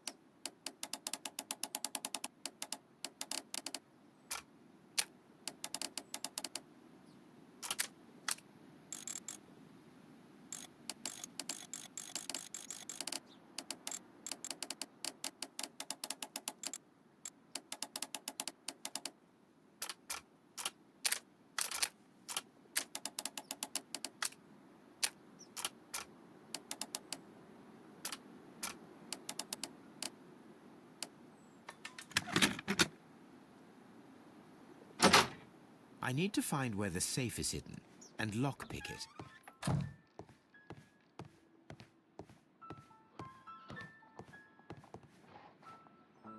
This cupboard is an absolute mess.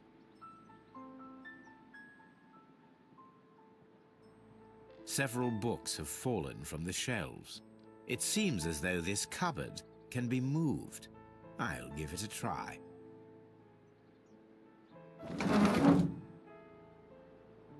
So, that's the lock I must open tonight. Let me see.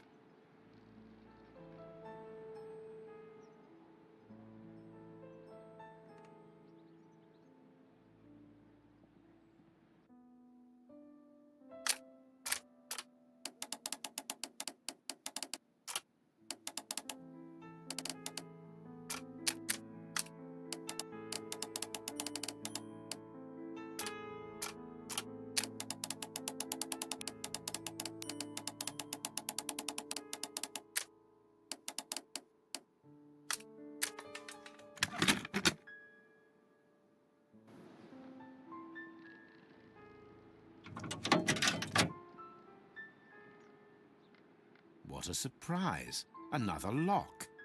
And I won't be able to pick it. I recall that precious key around Foley's neck.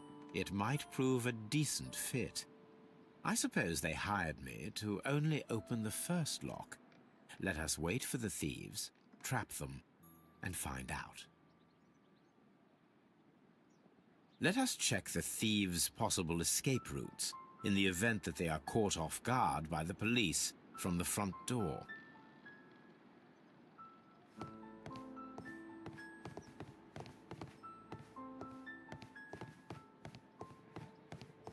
The ground floor window is a perfect way to escape the police.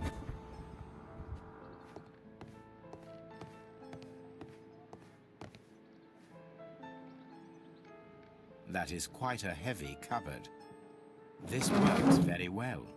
No one will escape through this window now.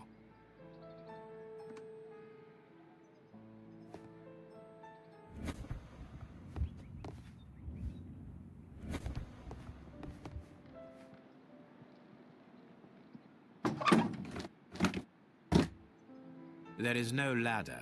If anyone falls here, he will need assistance to get out.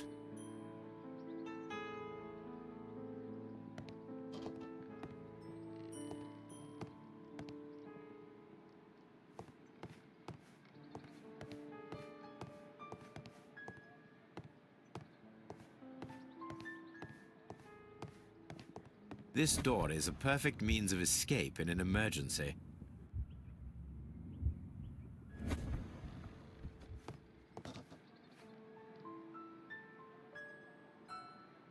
A solid rope.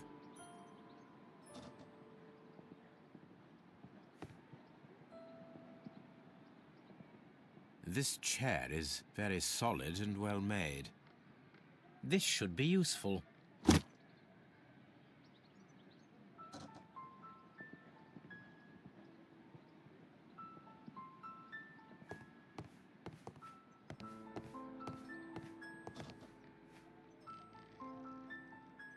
This door leads to a kitchen, which...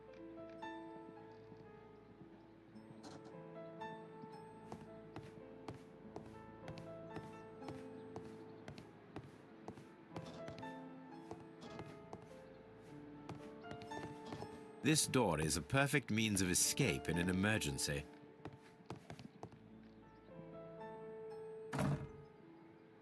The door is now blocked. The door is now blocked.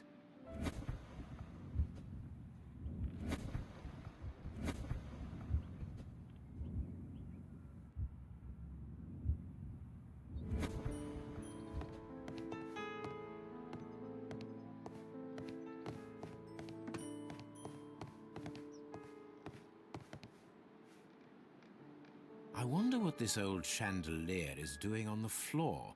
It looks as though it was poorly attached. I suppose that the thieves already tried to open the lock with this formidable hammer, but they were unsuccessful.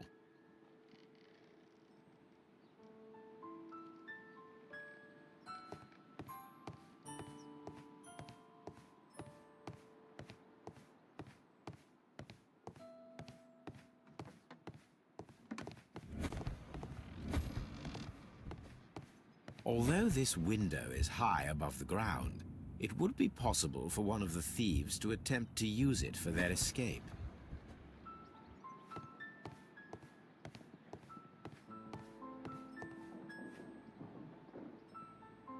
A simple, but this should be useful.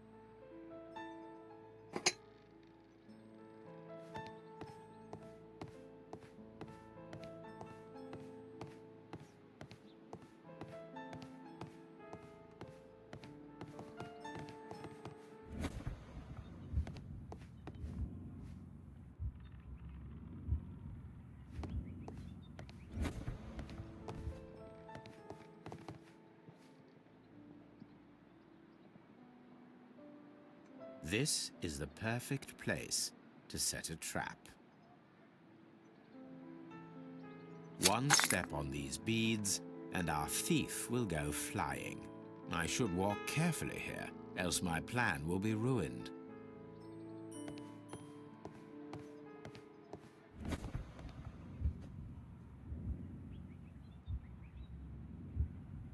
Any thief who finds his way upstairs will roll down very quickly.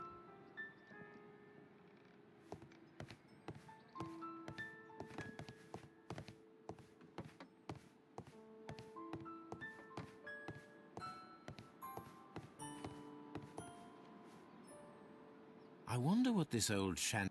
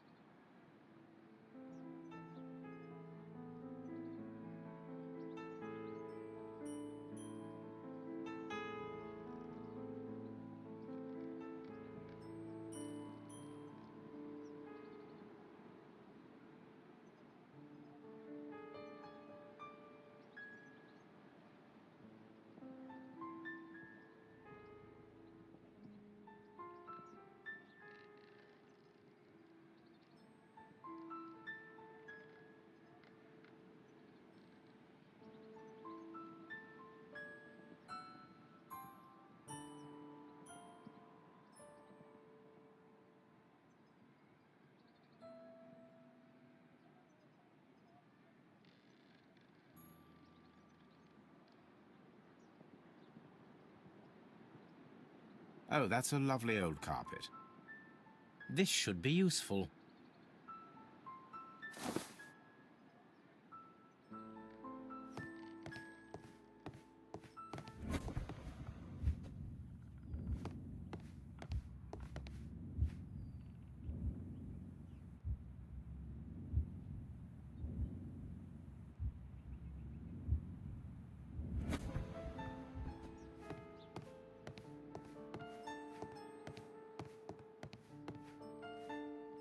I suppose that the thieves all...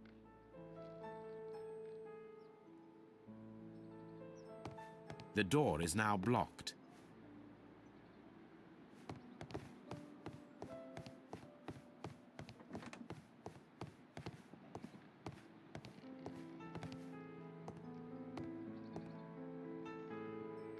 Now, it's not an open hatch, just a nice carpet on the floor. I should walk carefully here, else my plan will be ruined.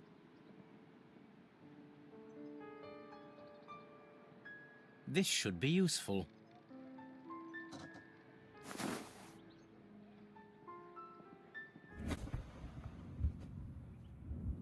Now, if a thief runs through the kitchen, he'll pay a surprise visit to the cellar.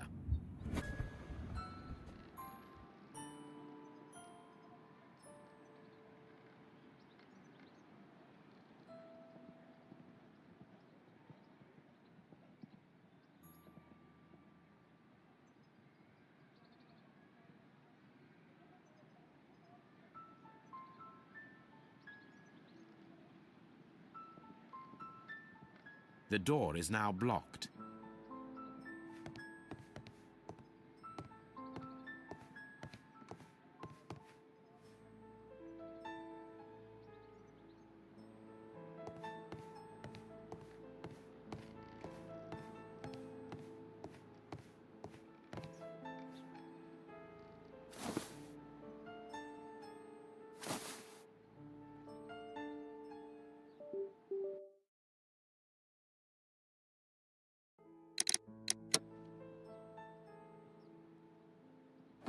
If anyone takes the hammer, the rope will uncoil and make the chandelier fall.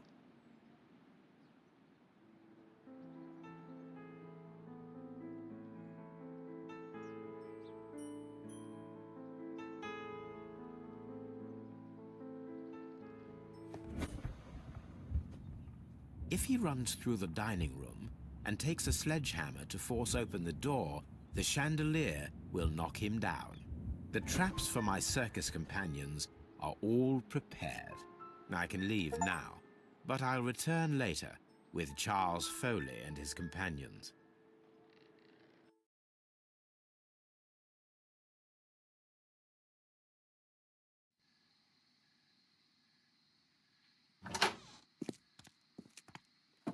Police! Police!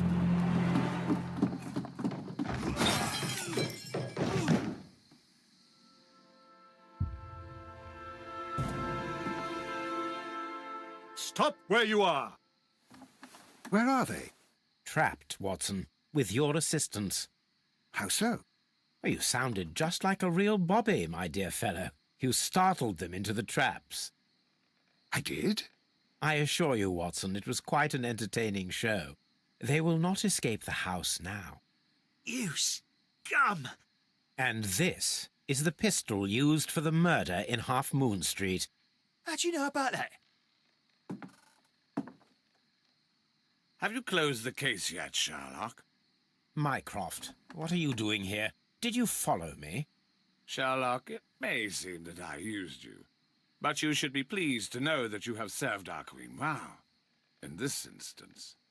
So now, let us catch the big fish. But this man is not one of the merry men. No. Then why exactly are we here, Sherlock? This gentleman, Charles Foley, has been involved in a double murder, and the hunter of a set of valuable antiques, the Hellenistic treasures, which disappeared in a theft many years ago. You're no better than the coppers.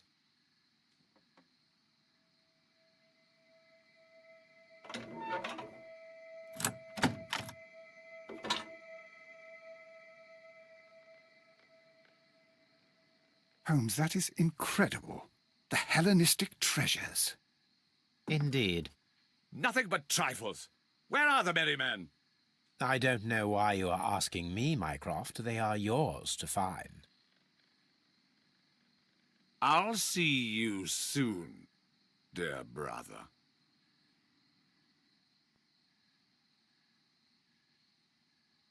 Don't move, you flim-flammer.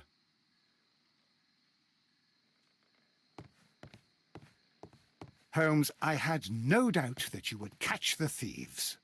The trap with the chandelier worked perfectly. Charles Foley has been knocked down.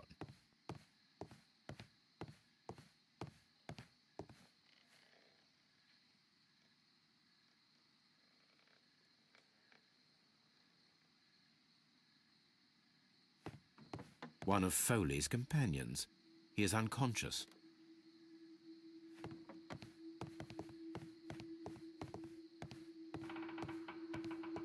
One of Foley's companions. He is unconscious.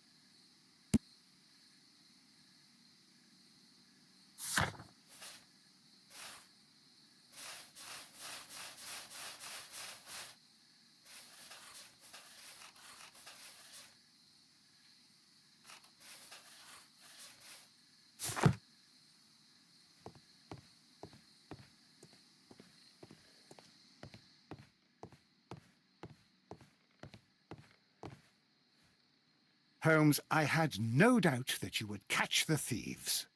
The trap with the chandelier worked perfectly. Charles Foley has been knocked down.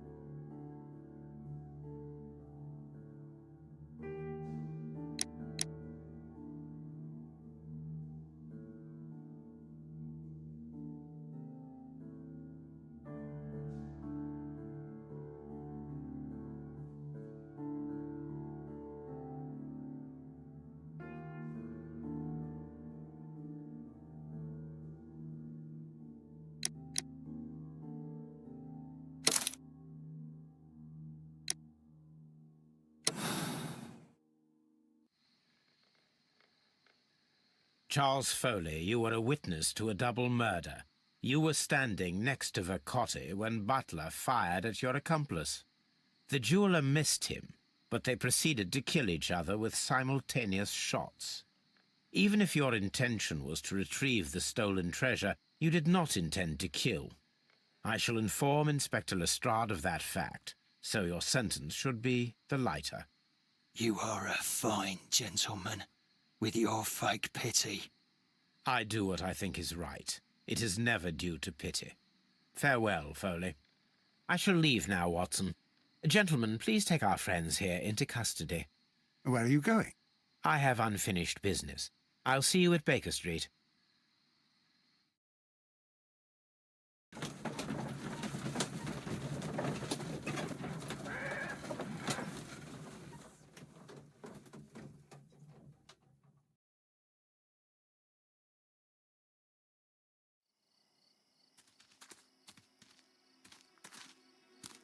Be careful with the lamps.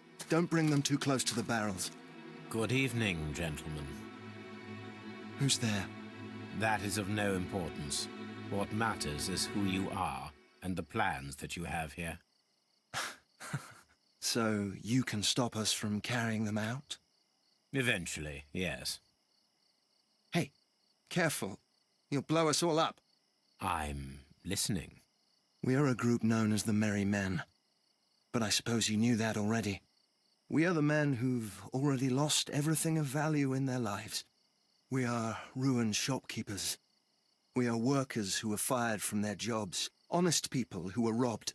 We were forced out from our homes and thrown onto the street, and all of this in the name of the so-called law. The laws that were set out by our government. The laws that make the commoners only more vulnerable and the wealthy more protected. We are not only from the British Empire. Some of us are from the New Lands, America, Australia, and we are many. But men we are still, and we are merry for that we stopped being afraid. For those powers that be had done their best to plant the fear inside our souls, and we accepted it so easily. The fear advised us to keep our heads bowed. It prevented us from fighting. Bankers and politicians, they own our lives, our work, our bread, and they push us to compete between each other, just to see who may serve them better. But in the end, they are the few, so they are weak. They are nothing without their titles. We should not fear them. Our so-called masters should fear us instead. The time has come for our group to stand tall. Our great and many merry men. We are going to blow up the London Stock Exchange. No lives shall be lost, but ownerships, debts, and property titles, they shall all be destroyed. They're only papers, after all. So many people will be freed over this night. That is a radical step to take. What result do you truly expect? Chaos. But soon people will understand that they are free, and that they don't belong to anyone. They will be able to work for themselves, together, without letting the rulers dictate what to do, and finally justice will arise. What you are intending to do is a crime. It is not justice. How do you see justice, then? Kids go to prison for a loaf of dry bread. And how many lords do you see punished for stealing from their people, sending them to their deaths in mines or overseas to fight for land? Our masters wouldn't hear us. So now it's time to sing the song of the merry men. Will you let us do our duty?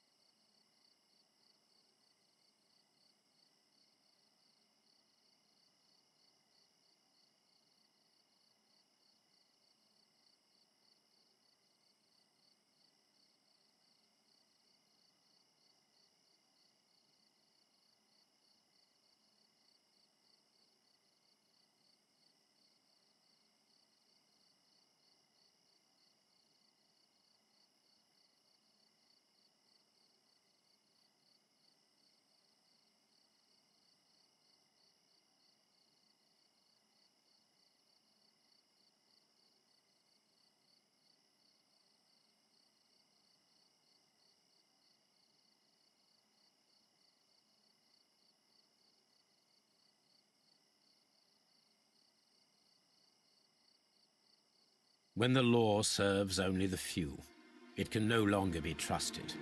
Every man is equal, and he has a right to choose his own way. I shall not stop you.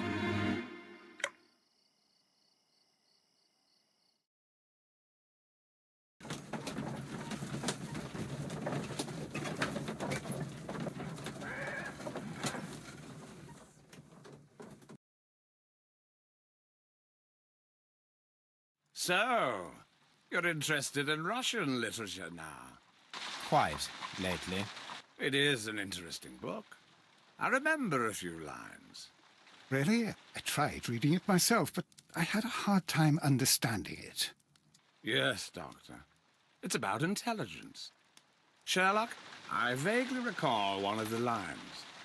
Sometimes it takes something more than intelligence to act intelligently. There were also a few words along the lines of, pain and suffering are always inevitable for a large intelligence and a deep heart. Tell me, Doctor, does my brother show any signs of pain or suffering? Not that I know of. Because you see, Doctor, behind all of his masquerade, my brother does possess a deep heart. So deep that he does not recall where he places his love. Well, I'm sure that... His love and his duty that, in the first place, should be directed towards the Empire. For without it, we would be nothing. A country filled with uncivilized men. I should leave now. Sherlock, Dr. Watson. Holmes, what just happened? What was that? The start of a new world. Anything in the post, Watson? Any clients worthy of our attention? Only a second reminder from Mrs. Hudson about our new neighbour. She urges you to remove your... Oh, I don't care about that. Holmes, the lady who will be moving in shortly has requested the use of our spare room to place all of her boxes. Wait, what? A lady?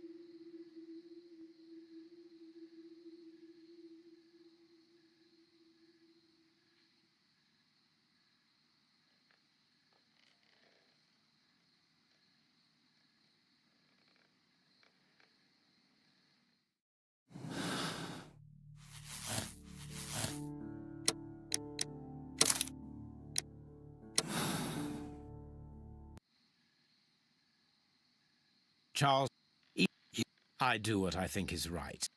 Well, I...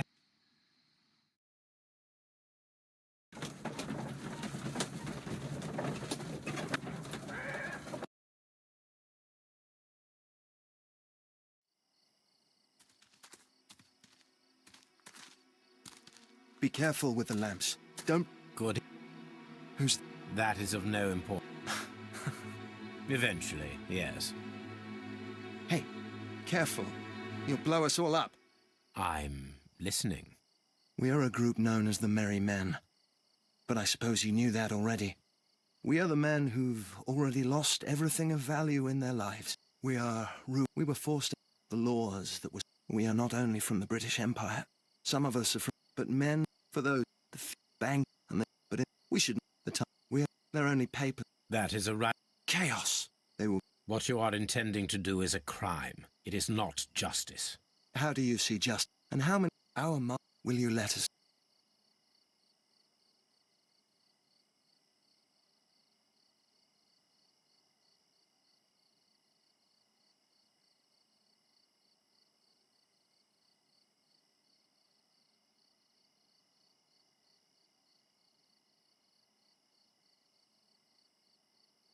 When people fight the Order, they are too blind to see the consequences that throw society into chaos.